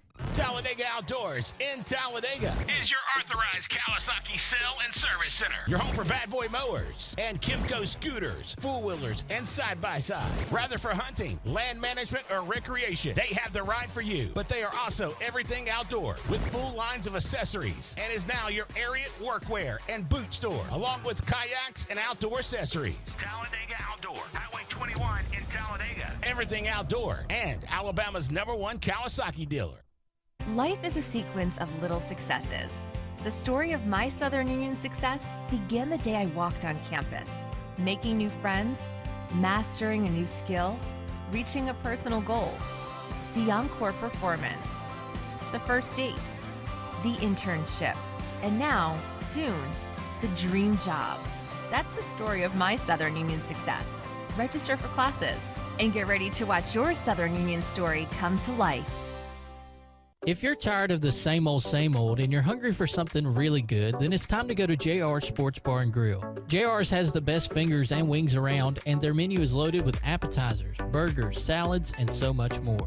Follow JR's on their Facebook to keep up with their live music events and drink specials. And if after a long day you just want to stay in, remember JR's delivers. Call in your order at 256-329-2328. JR Sports Bar and Grill, 145 Alabama Street in Alexander City. They say we live in an age of big data, where computers and fancy algorithms are supposed to know you best. But at Country Financial, we know helping you own your future requires, well, something much bigger. Contact your local Country Financial representative and start planning for your future with a personal touch. When you need an automotive hero, you got to call S&S Discount Tire Pros. With locations in Alexander City and Dayville, we are here to serve you today. From quick services like oil changes and tire rotations to in-depth automotive repairs such as suspensions, brakes, and tune-ups, S&S can take care of all your tire needs. You just have to focus on what's important and love the drive. Call S&S Discount Tire Pros today. We are automotive heroes, and we are here to serve you. Now at Glenn Glenn Smith and Opelika GMC Sierra Crew Cabs discounted up to $10,500 off. GMC Terrains up to $4,750 off. And Buick Enclaves up to $5,000 off. Shop online anytime at glennsmith.com. That's GLYNN Smith.com. Plus, no payments for 120 days at Glenn Smith Buick GMC. Over 250 new and used vehicles on the lot or on the way to Glenn Smith and Opelika. Get ready to smile.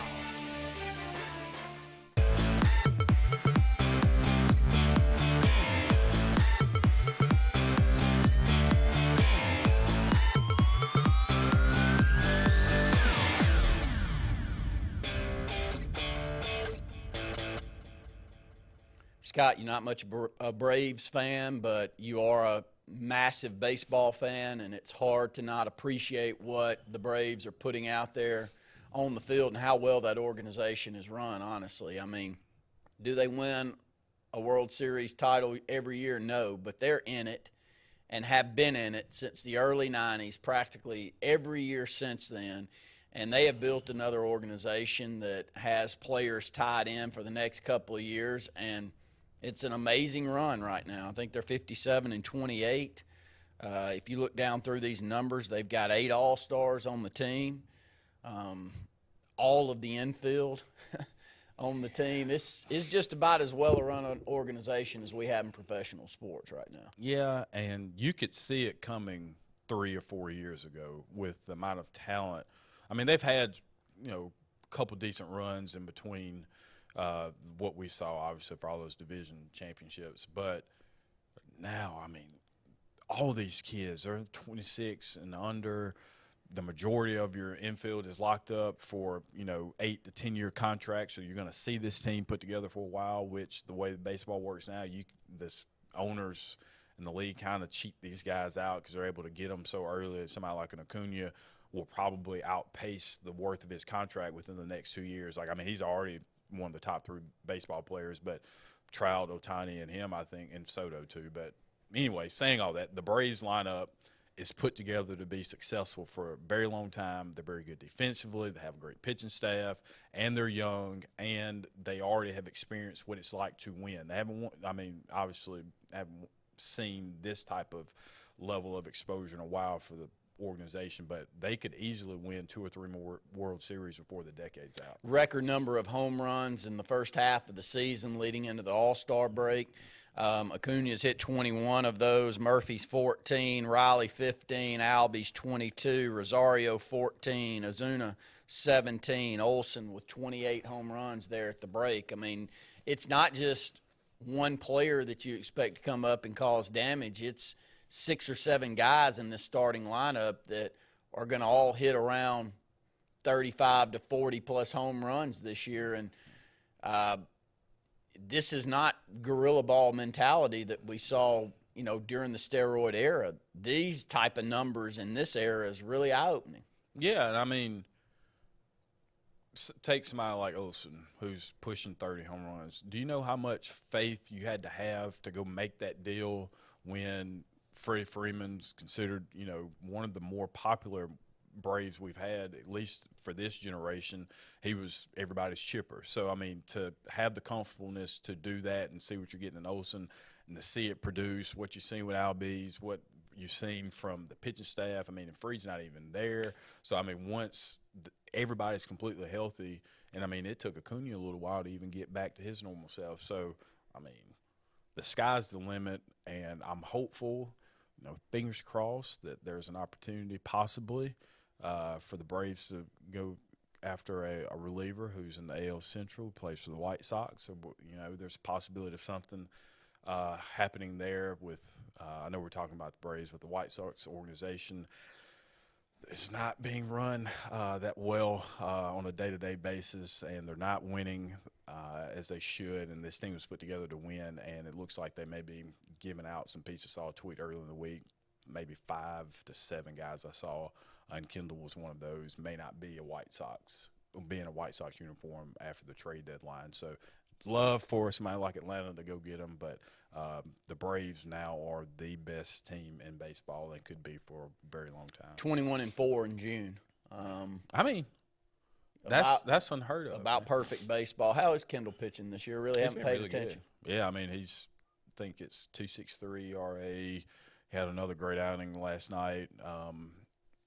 He's high leverage guy, so he could be, depending on if it's real close and they know they need to shut him out, he may go ahead and get into the 7th. But anywhere from the 7th to the 9th, I think he only has a handful of saves, but more than a dozen holds, which is, if you're 8th inning guy, setup guy, that's the number you're looking for. But he is one of the top 15 middle relievers in baseball right now. Yep. Can't say much more than that. 8 All-Stars for the Braves, 3 starters, Acuna, AHSAA, and Murphy. Olson, Albies, Riley, Strider, and Elder are the others. Almost an entire team. And the way that they're playing and the record that they're throwing up there, no surprise, is there? No. I mean, it's fun to see, and we were talking about this before the show, and I'm a huge baseball guy, but I liked the Braves growing up, but I'm not really the biggest fan of the Braves. I really like Tampa Rays, but it's hard not to just tune in and watch them. My wife's grandfather was telling me over Father's Day weekend, he was like, I never really watched the Braves, but I started checking them out. He said, I don't miss a game. And it was like they've become that team again where they were America's team in the 90s, but because of TBS and all of that. Mm-hmm. But now I think that there's a good chance because they're so young and, they bring in a different demographic too. The female demographic is enhanced because of the caliber of talent, obviously, but they're not all for the look at, and that's bringing in, and you see a lot of younger girls are getting brought into the sport. So the fan base is exactly growing the same way it did during that 90s period, and it's a lot of fun to see. All over the map on the players too. I mean, you've got so many coming from different countries and having come from different cultures, and the way that they play and handle themselves a lot different than, say, what we grow up here and the summer months playing ball and the way that we kind of handle it. It's actually almost morphed our game here in the United States because they look like they are having so much more fun.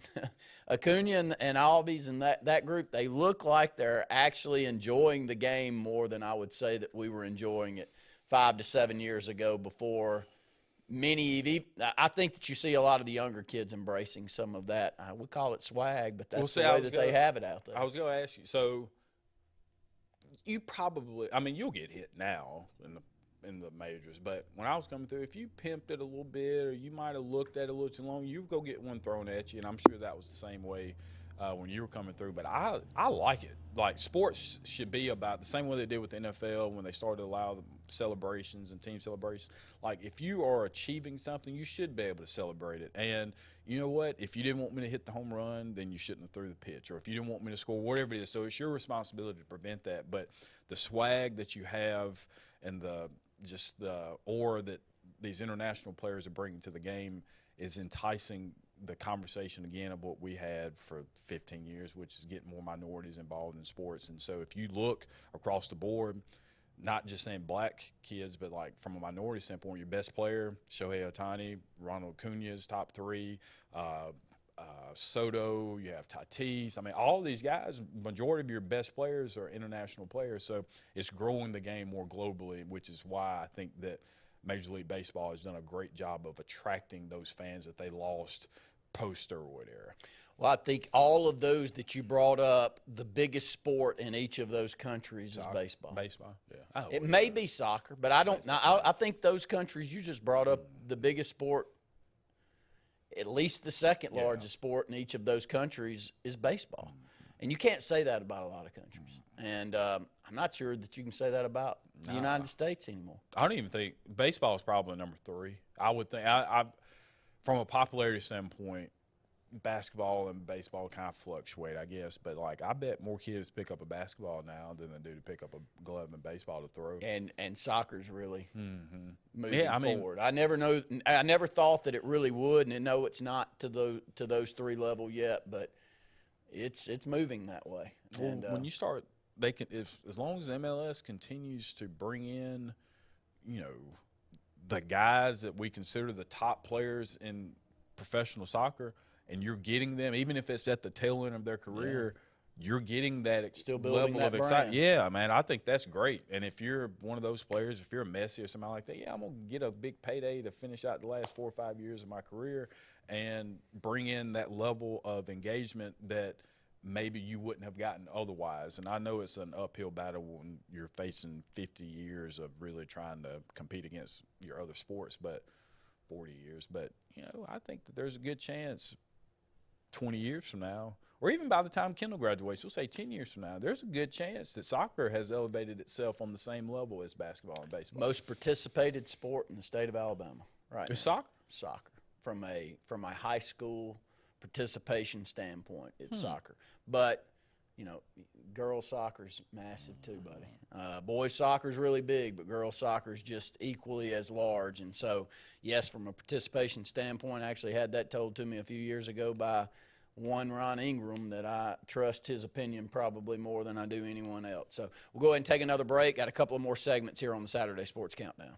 Heritage South Credit Union in Alexander City is your community credit union, and they have been for over 80 years. Heritage South Credit Union proudly serves Tallapoosa, Coosa, Lee, Chambers, Randolph, and Chilton counties. From checking to business accounts, to share savings to club accounts, to their kids club and investments. Visit them online at myhscu.com. Heritage South Credit Union, your community credit union for 80 years. Federally insured by NCUA. Planting season is here, and the Potting Shed Garden Center is happy to give you professional landscaping advice when it comes to planting your shrubs and trees. Auburn's best kept secret will have it all this fall. Mums, pansies, pumpkins, and much more. All in an array of colors and sizes, along with beautiful pots and containers, indoor plants, and a great selection of other gardening gifts. It's all at the Potting Shed Garden Shop, where natural elements reign supreme. Located on the corner of Moore's Mill and Society Hill Road in Auburn. Hi, this is Brian Bice with Bice Motors. With our all-star lineup of Dodge trucks, Jeep, SUVs, and Chrysler cars, we offer the area a team dedicated to making your next vehicle purchase a positive experience. Our sales team offers competitive pricing, and we back up all sales with a service department second to none. Bice Motors also offers the area's best selection of pre-owned vehicles. Visit Bice Motors at 2133 Cherokee Road in Alexander City. Guaranteed lowest price. Buy it at Bice Motors. Looking to sell your car, truck, or SUV? Look no further than King Honda. As a local family-owned business, we're committed to providing you with the best service and value. Nobody pays you more for your vehicle than King Honda. You've trusted us for generations. You can trust King Honda to give you top dollar for your vehicle, whether you buy from us or not. Trust in our time-tested tradition of excellence at King Honda. Visit King Honda today and get top dollar for your vehicle. Located on the corner of Opelika Highway and 280. Have you stopped by Lifesavers Mission Thrift Store lately? If you haven't, you should. You'll find great pieces for your favorite do-it-yourself project. Lightly used name brand clothing by Free People, North Face, Matilda Jane, Patagonia, and a whole lot more. And while you're there, don't miss the shoes, decorative pieces, classic and new books, and Auburn and Alabama gear that won't cost you a fortune. So stop and shop at Lifesavers Mission Thrift Store today for a unique thrift experience that won't break the budget. Lifesavers Mission Thrift, located on East University behind Zaxby's. OGS Tournaments. Russell Marine and State Farm agent Aaron Warren present Crank for Bank 2023, April 1st through July 4th. Win over $1.5 million in cash and prizes. Over 200 tag bass and 50 tag crappie are waiting on you. All ages are welcome. Fish from the dock, boat, or shores of Lake Martin. Get registered now online at crankforbank.com for only $110 for 13 weeks of fishing. It's Crank for Bank 2023.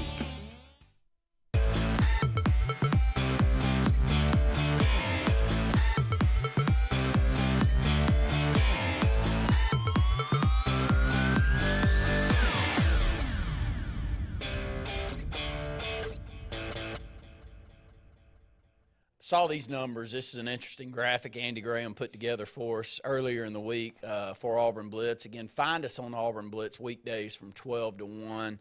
Social media outlets as well as television statewide on WOTM. But top 10 passing yardage passing leaders in Auburn University history compared to what the top passing numbers have been throughout the conference over the last few years, and do we think Hugh Freeze can get us there? Top passing total ever in Auburn history was Damian Craig in 1997 with 3,277 yards. Jarrett Stidham threw for 3,158 in 2017. Cam Newton 2,854 in 2010. So you can keep going down from there. Here are the SEC passing leaders' numbers heading back to 2020. Jones threw for 4,500 yards in 2020. So 1,300 more yards than we've seen, the top passing year ever in Auburn history. Trask, that same year, threw for 4,283.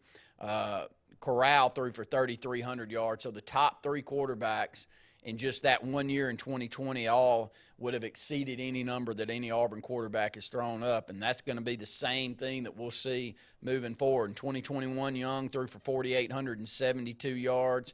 Rogers threw for 4,739, and Corral again for 3,349. This past year, I didn't realize Stetson Bennett had the numbers that he had, but Stetson Bennett threw for over 4,000 yards this past year at 4,127. Rogers again at 3,974, and Young comes in at 3,328. So the top three passing totals for the last 3 years in SEC would have exceeded any passing total that Auburn's ever had in its history.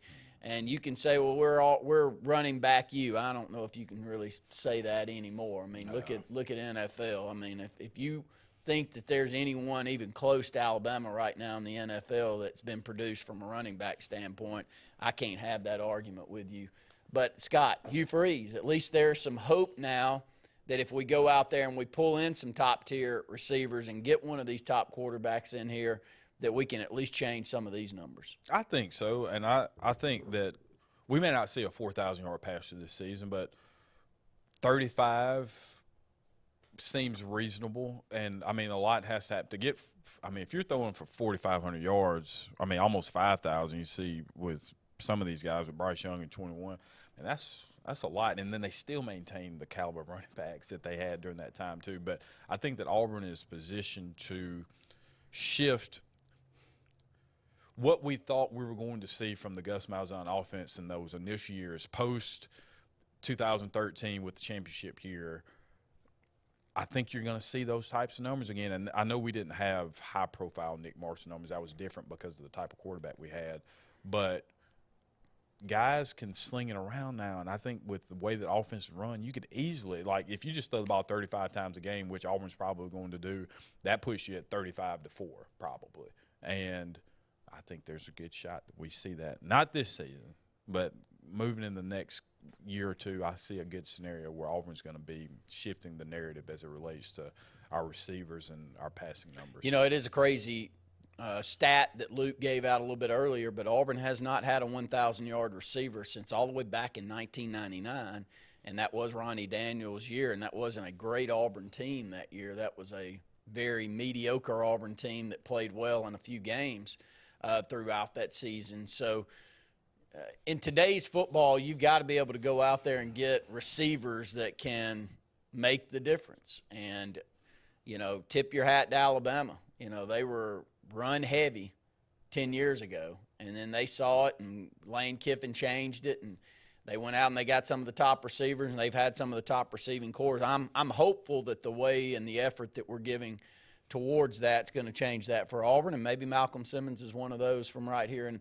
Ellick City at Benjamin Russell that can be one of those guys that can knock it over the edge. Yeah, you know, as Auburn fans, we'd love to see that, but from a Benjamin Russell perspective, as long as we continue to get that exposure and create some pipelines of collegiate talent, we want to see that. But you look at those numbers, especially the Mac Jones on, or even we'll say 2 on, those guys were throwing to people – it could be a 10-yard pass and they'll go take it for 70. That's you have to have that. And Auburn hasn't had a guy like that really. I don't know really if we've had a guy like that, and I don't even know anybody that comes to name. We've had some good receivers like a Seth Williams or a Garmin Adams. I mean, yeah, those are good. Slayton's good receiver, but not game breakers where either I can throw it 70 and you catch it and go score, or I can throw it to you for 10 or 15 yards and you take it for 50 to the house yourself.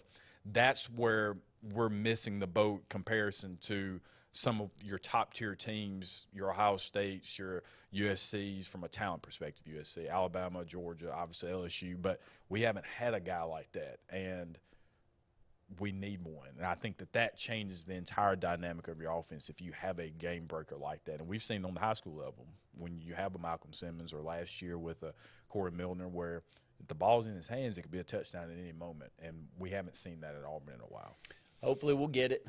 Probably the only – man, we've had a few receivers that I think you would consider that, but it was during eras where we just didn't throw it as much, and it's really just Terry Beasley. I mean, you take away Terry Beasley and the generation that he came up in, where he was the best offensive talent in the SEC during that generation. Outside of the quarterback, there's some other players, but the numbers he threw up in comparison to what everybody else around the conference was eye-opening, and we just haven't had that. We've had the Lawyer Tillmans and Alexander Wrights and some great athletes that we've thrown out there, but we didn't throw the ball consistently enough to put any major numbers up there. So I'm hopeful. I'm looking forward to a change up in offensive scheme here at Auburn. And any update on Jarquez Hunter? Have we seen anything? We'll just go keep fingers crossed and just hope that it was just, we can move forward.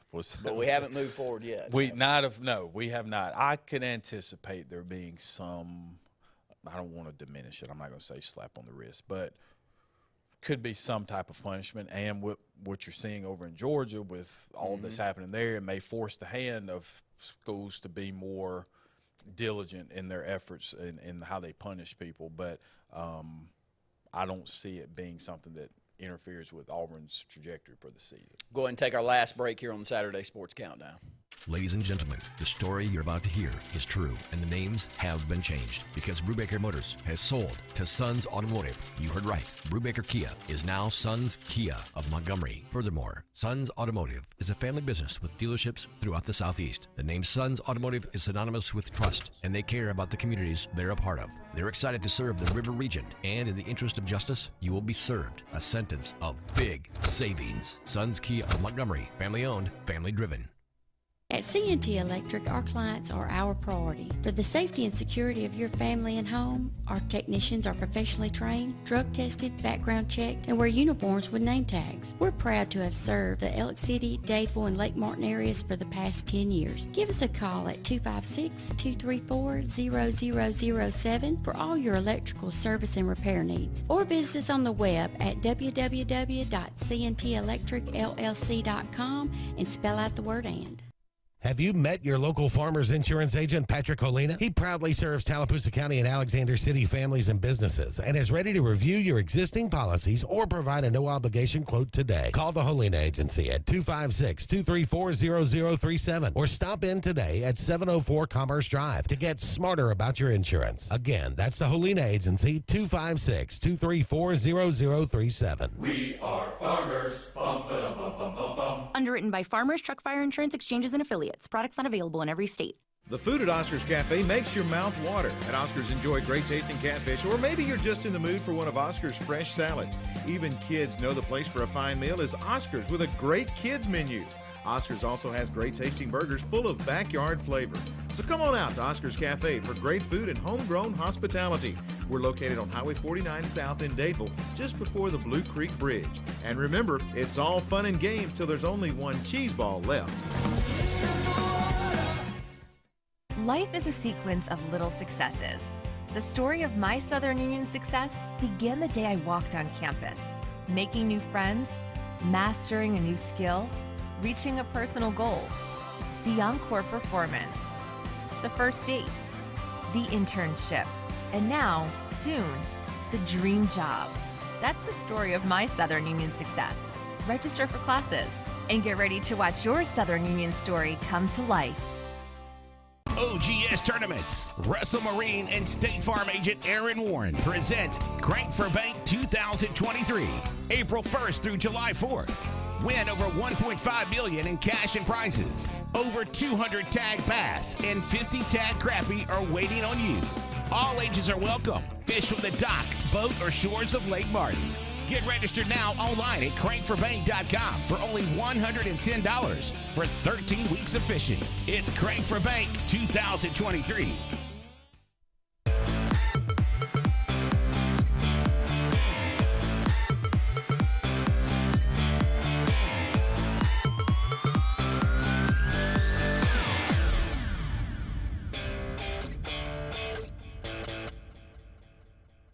segment. A lot of news coming down in the sports world, Scott, especially kind of in this realm of what we do, the talking heads and the changing of the guard and media as a whole. And ESPN this past week with some massive layoffs. I think we expected it. I didn't know it would be as many as it was, but Jeff Van Gundy, Jalen Rose, Max Kellerman, Keyshawn Johnson, Todd McShay, Matt Hasselbeck, Ashley Brewer, Susie Colbert, Steve Young, LaFonso Ellis, Jason Fritz, June Lee, Jordan Cornette, David Pollock, and Nick Friedel. All of them let go within the last week. Thoughts? Surprises in any of them? I really like somebody like Jalen Rose. I didn't see that one coming, but there's a little more internal stuff with that. With like Stephen A. is the guy at ESPN, and so he's dating or supposedly dating his ex-wife, which is Miley, who's the host of First Take. So did not know that. That kind of, I could see where that was going to happen. But I'm looking at people like Todd McShay and Steve Young and David Pollock, who were very popular people, I would assume, especially in their areas of expertise. But it is a money game, and when you have so much money tied up in guys like a Stephen A. and then you bring Pat McAfee now with his massive contract.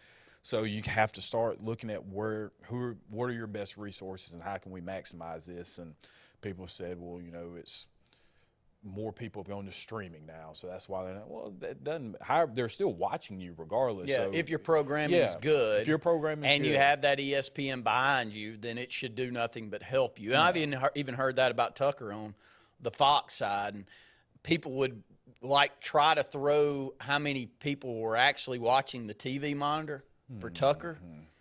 And it was a lot more, but it was a lot less than, say, a Joe Rogan and some other. But what they weren't taking into consideration, a lot of us that watched Tucker the next morning. I didn't watch Tucker at night. I never watch TV. But in the morning I watch on social media. On social media, I watch Tucker the same as I would watch anyone else that would have a podcast, and those numbers had to probably be a lot higher than what was even on the monitor. So my point is, first off, Jalen Rose is going to land on his feet. He's talented. He's well put together. I like his takes. He's well spoken. Whatever he wants to do, it's going to work out. Some of these other names, I don't necessarily even know what their role was. I did think David Pollock was good. I thought he was knowledgeable. I liked the guy. I like what he stands for. Steve Young, Steve Young had I don't watch enough NFL to have an opinion there. I mean, my sport is not NFL football, so I don't watch enough to see how often he's on, and he used to do, it seems to me, a lot more than maybe he does now, and I could be totally wrong with that. But I was surprised with David Pollock, and now that you say that about Jalen Rose, I thought they were the best two personalities on this list to be gone. That was my opinion. So, I think the Jalen Rose, it could have been some contractual stuff, but they moved him from inside the NBA or NBA Countdown, and so he wasn't really doing any more guest appearances on First Take. But it's kind of, I think, related to his ex-wife now dating the host of the most popular show on the network. So that's probably eased him on out. Well, makes sense. It's an ever-changing world, and we're just going to try to keep up with it. And we appreciate all of you that have hung in there with us over these last 17 to 20 years. I can't give you an exact total. I just know that you don't look a lot older. You've held up. Well, I know I do, though. I will have this conversation 10 years from now when my kid or kids are a little bit older, and I've had that to go through. So I'm still in the early stages. So you said something there, as mine are sitting in there waiting on me to go get them some donuts as soon as we get done here. Thank you for tuning in to the Sports Blitz Saturday Sports Countdown. Have you met your local Farmers Insurance agent, Patrick Holina? He proudly serves Tallapoosa County and Alexander City families and businesses and is ready to review your existing policies or provide a no-obligation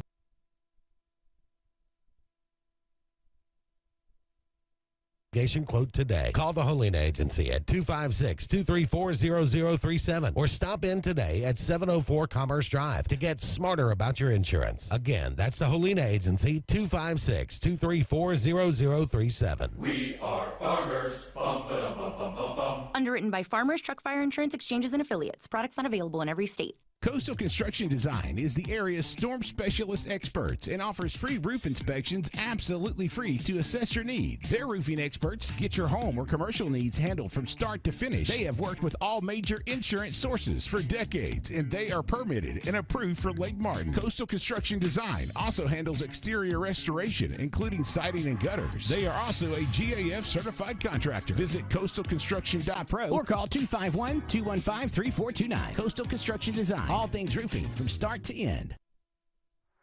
Are you looking for something really good for lunch? Are you tired of the same old fast food? Well, go to Buck's. Get a meat in 2 sides or a meat in 3 sides for the best deal in town. Buck's always serves up the best food, including fried chicken, wings, hamburger steaks, catfish, shrimp, and yes, of course, the famous Buck cheeseburger basket. And Buck's has dinner specials too. So if it's your turn to cook dinner, Buck's will be glad to do it for you. We appreciate your business and look forward to serving you.